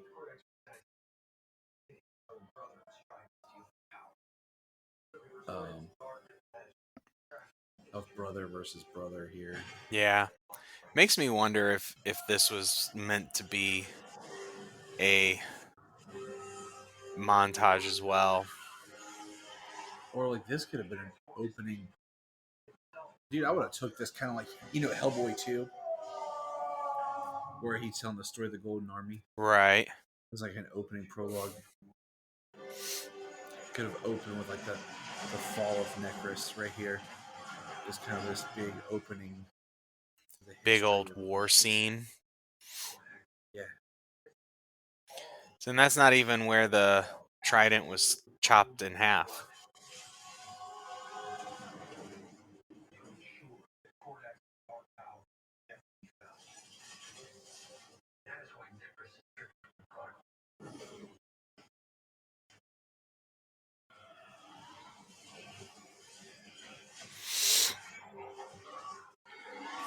Except for the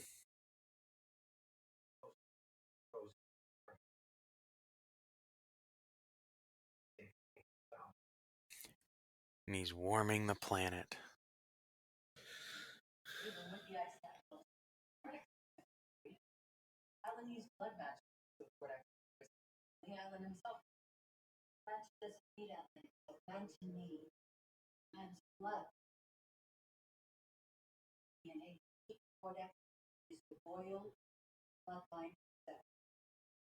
That means he needs blood from either you, me, or Arthur. We're the end of the bloodline.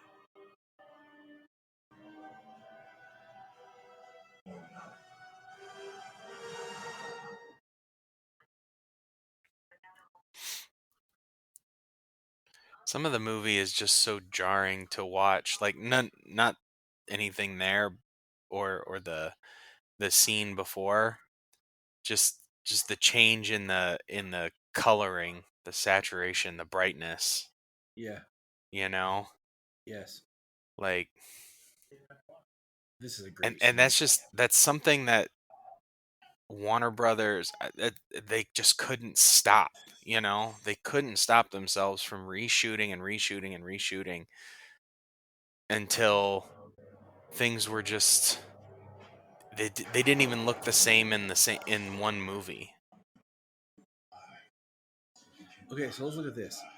Okay, that dialogue is given in a helmeted character. You know Oh what I'm yeah, it saying? could have easily been ADR dubbed. Exactly.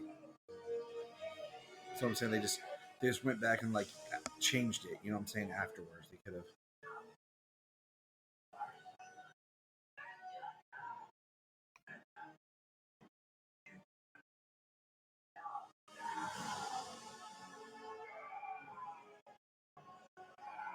The slow mo right there feels weird and jarring. Everybody just saying no is weird.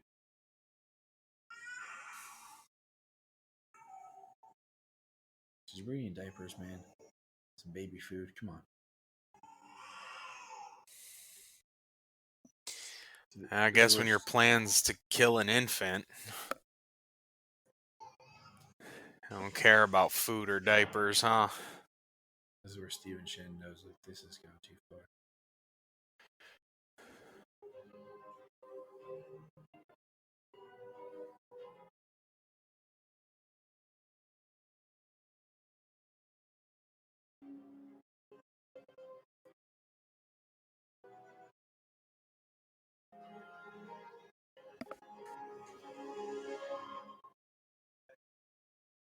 See, like right here, look. The medics have stabilized his condition. Said by a person off screen. Yeah.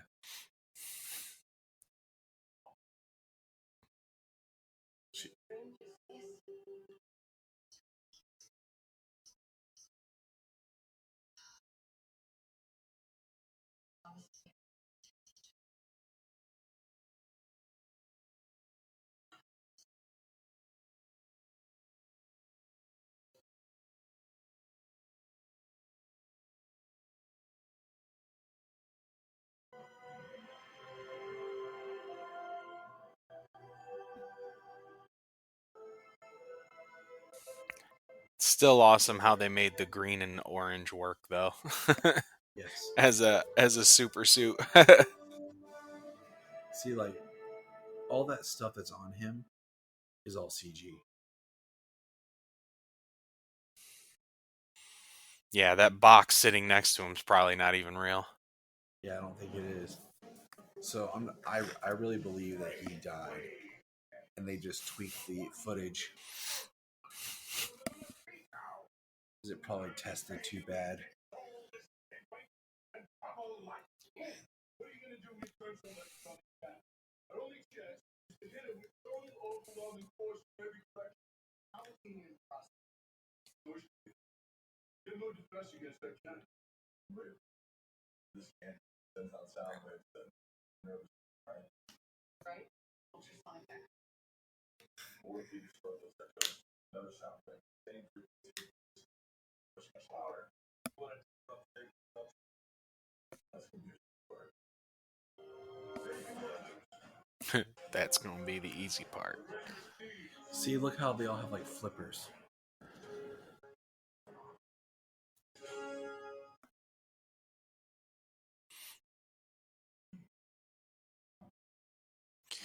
Yeah, makes you wonder about the differences in others, like the oh yeah, because you can't put an axe in your back.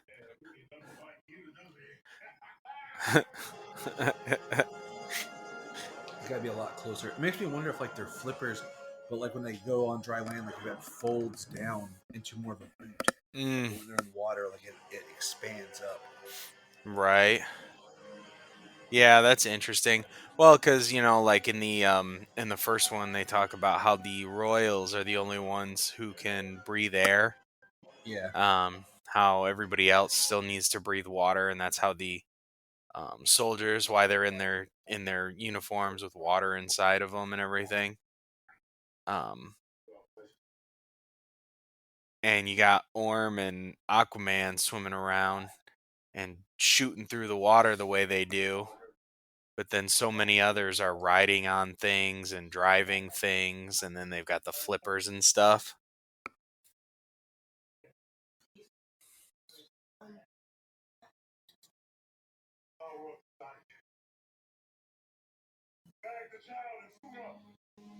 Bag the child. That's a creepy.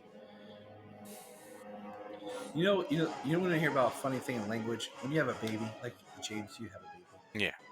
When you put the baby down, it's much a different expression than when you put the dog down. Right. What'd you just do? I put the baby down. Okay. If I say I put the dog down, completely different thing. Yeah. It's a much sadder thing. Yes.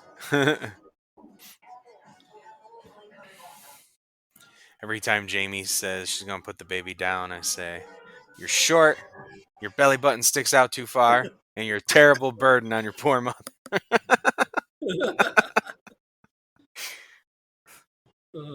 Good call. Right? Look at that wave. I'm cold just watching this. See, like this one makes sense to release in December. It's all cold. Yeah, all the ice.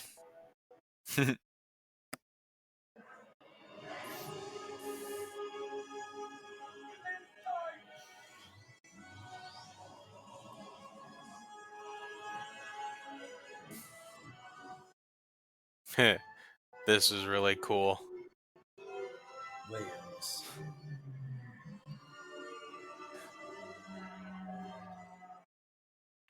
They use echolocation. I wonder if you had that many whales, if all their echolocation was concentrated on one spot, if it would do something like this. It just makes me curious. I agree with you. I wonder as well.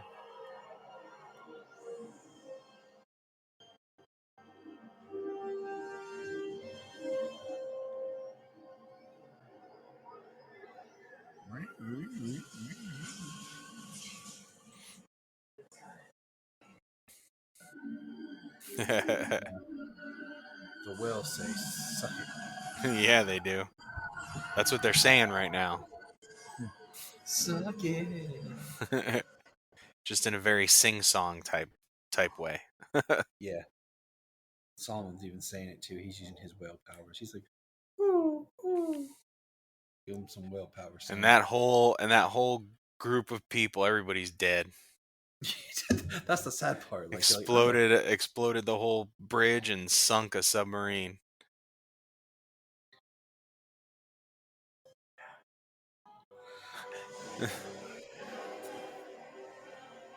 Necros. Dr. Shin's catchphrase, astounding. That just looks cool. It's at least the third time he said it in the movie. You should be like, outstanding. That's what I was thinking. I mean, look at Or that. no, That I was tower. thinking Aquaman's outrageous from Brave and the Bold. I mean, that would been so easy to get slip in here, especially with Momoa's more playful nature in this movie. But that's outrageous.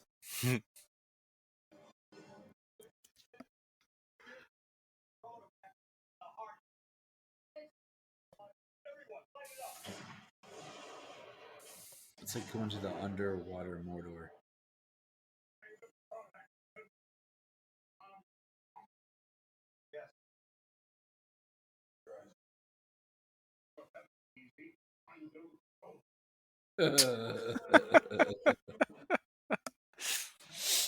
Uh,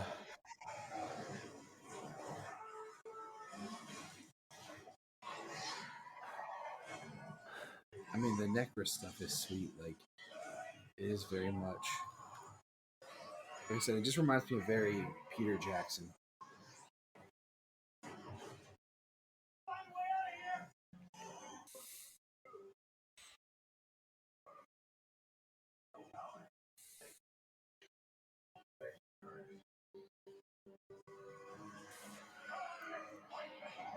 That's so cool. you spineless worms. Ooh, it's like a swarm. I don't think I still think the trench looked better in the first one. Yeah. That's a cool shot right there with the doors. Yeah. Green.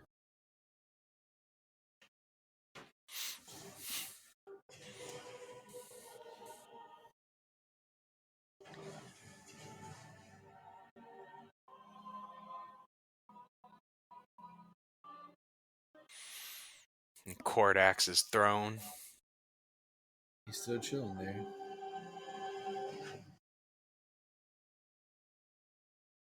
Arthur and CG mirror.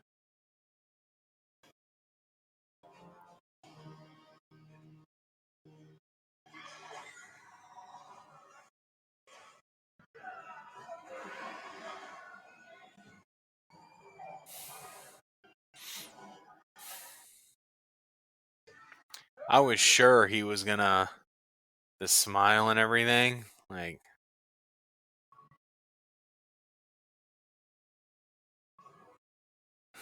I was sure he was gonna leave him to die. I was sure Nereus was gonna die. I mean, I feel like this was a scene that you could have had him do this and left it ambiguous of where Orm was going. Like, but him actually showing up shows, yes, Orm is redeeming himself.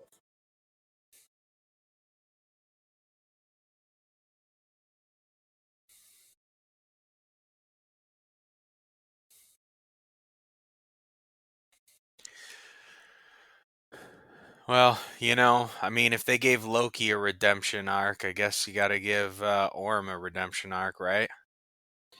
Yeah, I mean, but it also, I mean, it did a way of showing it that Orm was only acting on everything he'd been raised to believe about Arthur and the surface, by his father. Just that little bit of dialogue about where they were in the jungle. Right. Well, I mean, even like some villains got to be, sympathetic. They can't I just don't be villains. I don't mind a sympathetic villain, but I still need evil villains. Right. I feel like the Well, I problems. mean, in Throne of Atlantis, and I believe the story that it comes from, Orm killed his mother. Yes, yeah, That's pretty. That's just pretty damn evil. yeah, that's There's not much room for redemption in that story. oh, Dr. Shin's trying.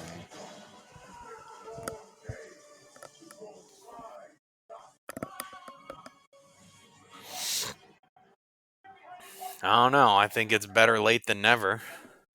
Yeah,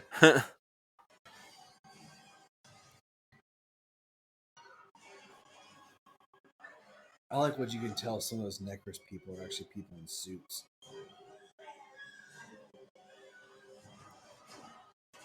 They're not just CG.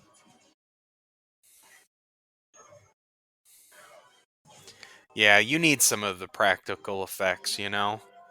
Yeah. This is cool. I like this.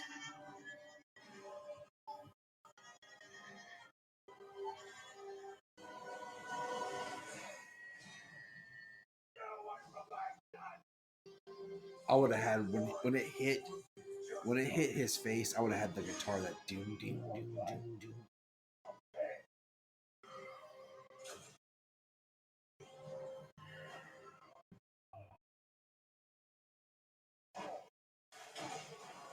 Hmm.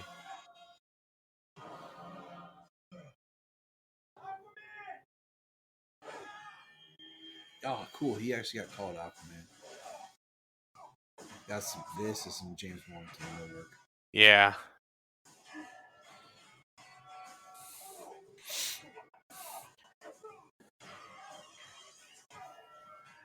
Yeah, I don't know if it's James Wan or if he used a similar, or if he uses a similar second unit director on his films, because sometimes action is done Yeah. by your second unit director for those purposes. But he's got a very kinetic style with the camera. I mean, you go back and you watch Furious 7 and some of the camera work in that movie. You know, Yeah. even Malignant. Malignant is like an example of James Wan taking everything he's learned from action and from horror and putting it in one movie.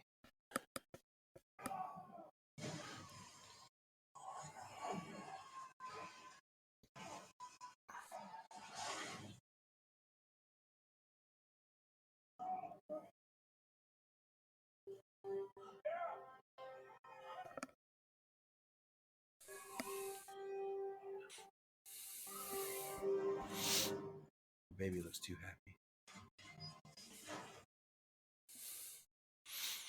See, the one thing I never got in this though is how did he know about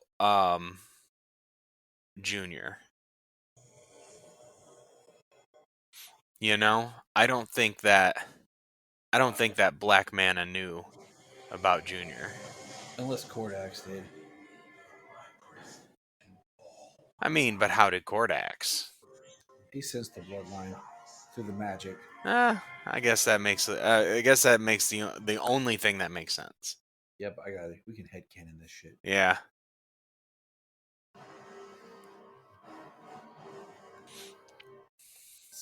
See, now this possession angle makes a little more sense. Yes, 'cause he Brother also used versus light- brother.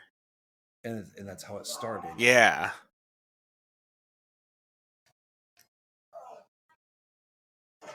That's awesome. That backs up.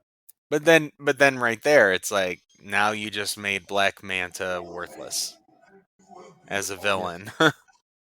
See, with the fact that the body of Kordax is right over there, makes so much more sense for him to be possessed.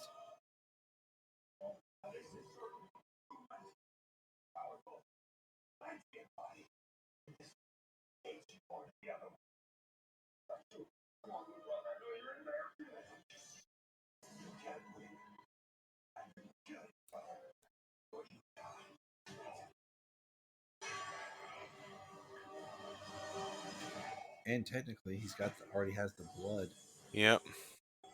that he needed in himself. I like that he just backhanded.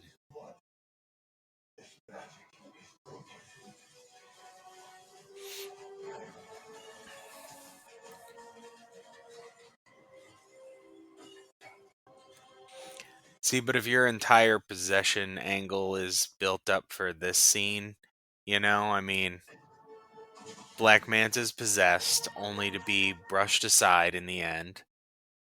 And then you got brother versus brother, but it's for like 2.5 minutes because Cordax is about to be free and he's got his own body.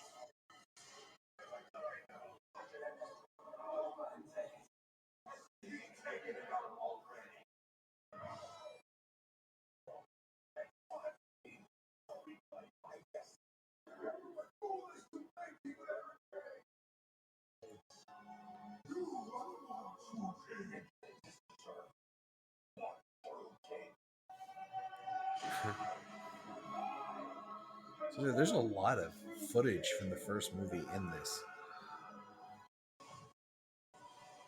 I've never checked out any of the extras on this either.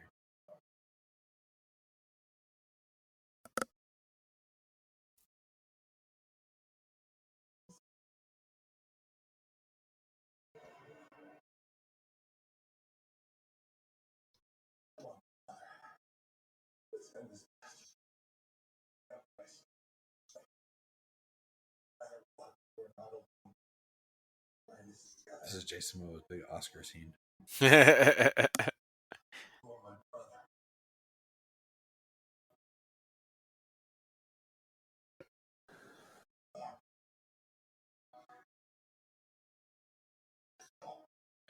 kind of bumps me they never gave Arthur his Atlantean name in these films. Right. Orem. Orin, Orn. Orin. And Yeah. yeah.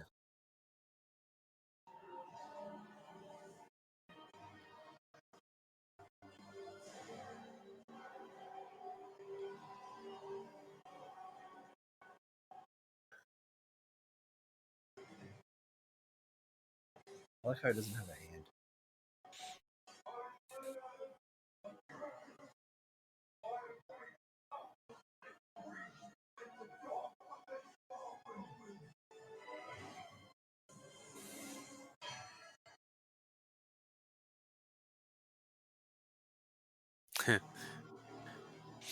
I mean, that's what I thought initially.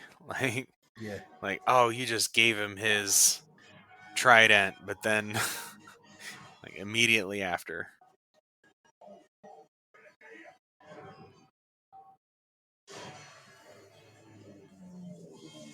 I almost think that this should have been edited where he caught it like that, and then you just get a quick back where he says shit, and in the background you just see Orm look to the side, and then when it cuts back, you see the trident flying, and it's Orm that defeats him. I don't know. I feel like it took too much of a pause for Orm to grab the trident, toss it to Arthur. Even though Arthur's the hero, whatever, I still think it would have been great to see Orm take down Cordax. Yeah, he's kind of just standing there holding it, you know? Yeah, like, and then Cordax could have been like saying something to Orm like, you and me were the same, ruined by our brothers. Blah blah blah blah blah. Whatever, you know. But this is a great scene, though. This really shows who David Kane's character is.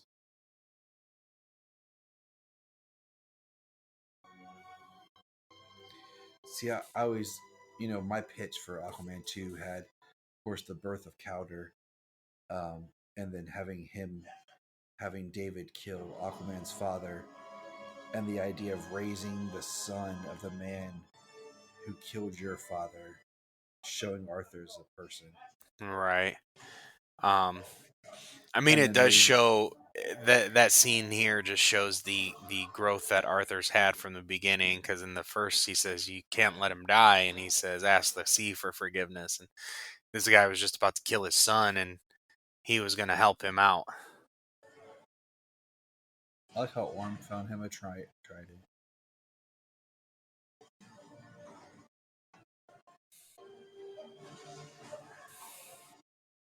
Poor Dr. Shin.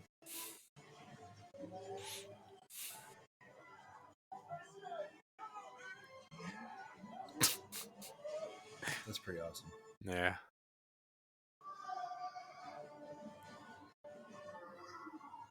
Storm and Topo. The cephalopod? Wasn't my idea.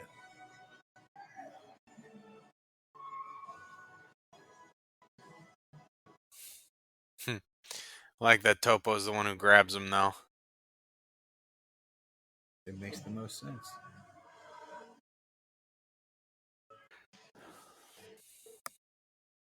See, like how bright this is. It's just overly bright. I mean, that is kind of how it is around Snow. Oh, it's his trident he got.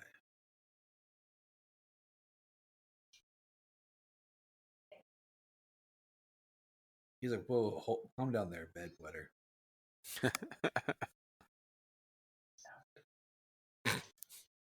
See, he said it again.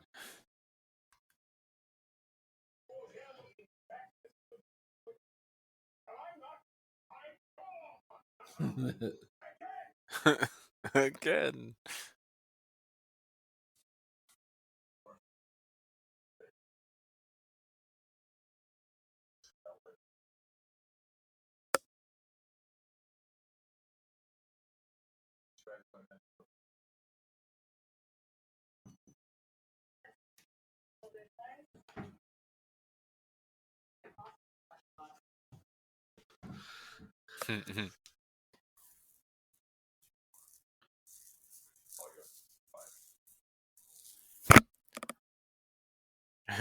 Whole run in a kingdom thing. I don't like how they're all Brother. He said, "Don't call me brother," and he calls him brother. it's their arc. Yeah. That's, At least the two movies have character arcs. Where they start in the first movie is the opposite of where they both end in the second movie. which is great that they didn't try to resolve it in one movie.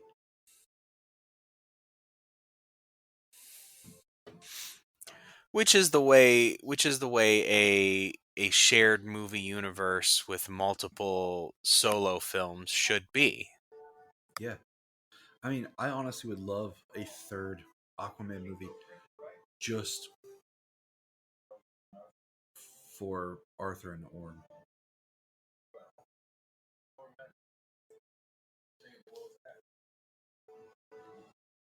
Like, something like if in the third movie it could be, similar to the Thrones of Atlantis storyline, but this time it's that council that tries to overthrow Arthur and they want to invade the surface world. And then you have Orm showing up. And that's where the movie ends. It's over. There's nothing else. It's just them standing on an iceberg. Yep. UN welcoming Atlantis.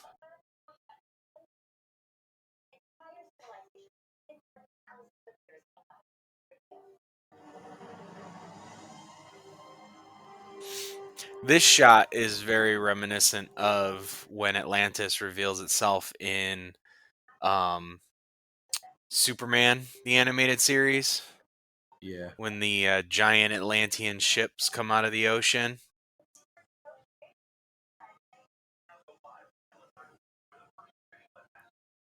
Pretty sure it's Superman, the animated series, when that happens. Or is it Justice League? It's Justice League. Okay. Yeah, Superman, the animated series is when they rescue Aquaman. Yep. That's right. See, look, that looks like a reshoot. Absolutely. He looks pasted in there. He should have his crown on, and he should look his most regal. Yeah. Not wearing his... Well, I mean, I guess he did sit on the throne in that and everything, too. But see, like, right here, like... Look.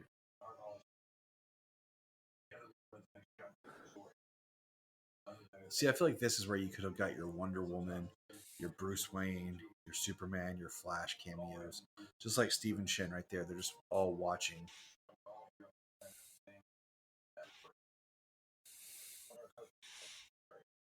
Heck, or even you could have the Justice League And see, backing this him makes up. no sense. Right here. You already have Orm right here. And he's eating the burger. Now this right here looks like part of that opening montage they just pasted at the end. Yeah.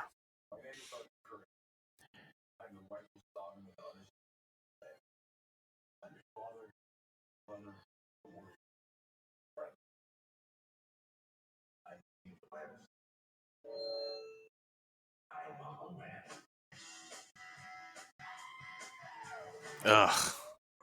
I hate it. I hate that. I hate the way it ends. Like the whole speech about the world coming together. I mean, I think it's important. It's necessary. I think it works. But then to cap it off with the whole I am everything and I am Aquaman and whooping at the end. Yeah, It's it should have been, I am the king of Atlantis, but you can call me Aquaman. You know, and then that was it. and the I am Aquaman would have made more of an impact if like the Justice League were there as just like a cameo, like the Justice League and the United Nations and this whole thing. You know what I mean? Yeah. Like the Justice League helping, Superman's there with Aquaman and the reveal of Atlantis as well. I would have really liked just I said a better. I like this movie. It's not as good as the first one, but I do enjoy it. We've talked through our nitpicks and stuff, and some of our theories on the edits and scenes being rearranged. Yeah, and some of what has to clearly be reshoots. Yeah. But yeah, I hate the way that ends with him doing the I am Aquaman. Way! No, dude. Like, come on. This should have been his most serious moment of like, he has this crown on. He's talking to them. And he says, I am Aquaman. Or he just said, I am the king of Atlantis. But you can call me Aquaman. I honestly don't even think that I am the king of Atlantis. I am Aquaman. I don't think it was necessary. No, it wasn't. You know? But the first one ends where he says, I am the Aquaman. You know, if he would have, and just kind of going back to that with like, call me Aquaman, where he's like, you know, he's already agreed to it, like that's his name that they're going to call him. Yeah. I mean, I know why it was there, and that's how they ended the first one. I mean, they had the first and the second one open with a narration from him and end with that bit, but the first one was an ending of a narration. The second one was addressing the world. I don't think it quite needed to be the same way. Yeah. There we go. More meeting. Yep. We end the DCEU on Jason Momoa whooping and Orm eating a cockroach. Poor Solomon, he just fell asleep. I don't think WB really cared much about their IP.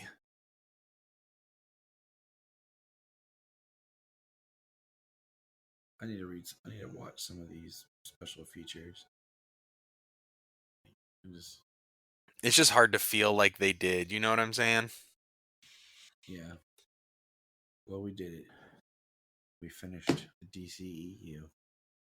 Yep. All right. Well, here we go. We'll end it there. Thanks for joining us, everybody. And remember, I am Tyler. Woo! I'm James. Woo! Look up in the sky. We just want to say if you've enjoyed this podcast, please check out other podcasts on the Press Play Podcast Network. If you are like Tyler and James and can't get enough super talk, check out these other podcasts. Digging for Kryptonite, Supergirl Radio, The Last Sons of Krypton, The Superboy Legacy Podcast, All-Star Superfans, Superman the Animated Podcast, The Aspiring Kryptonians, Always Hold On to Smallville, The Geek of Steel, and Truth, Justice, and Hope. Remember to check out Krypton Report on all social media platforms. Go to linktree.com/Krypton Report. Find out all of our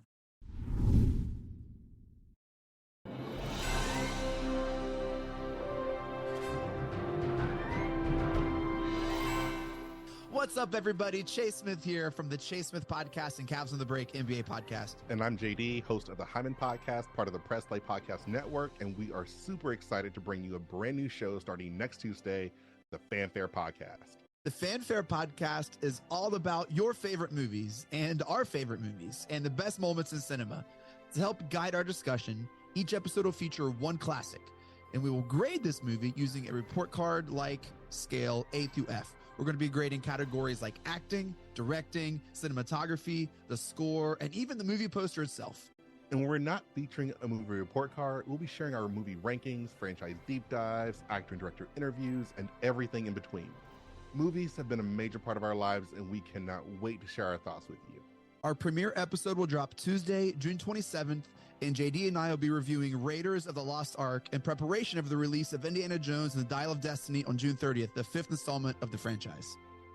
Join us on the Fanfare Podcast, available on Apple Podcasts or wherever you listen to your podcast.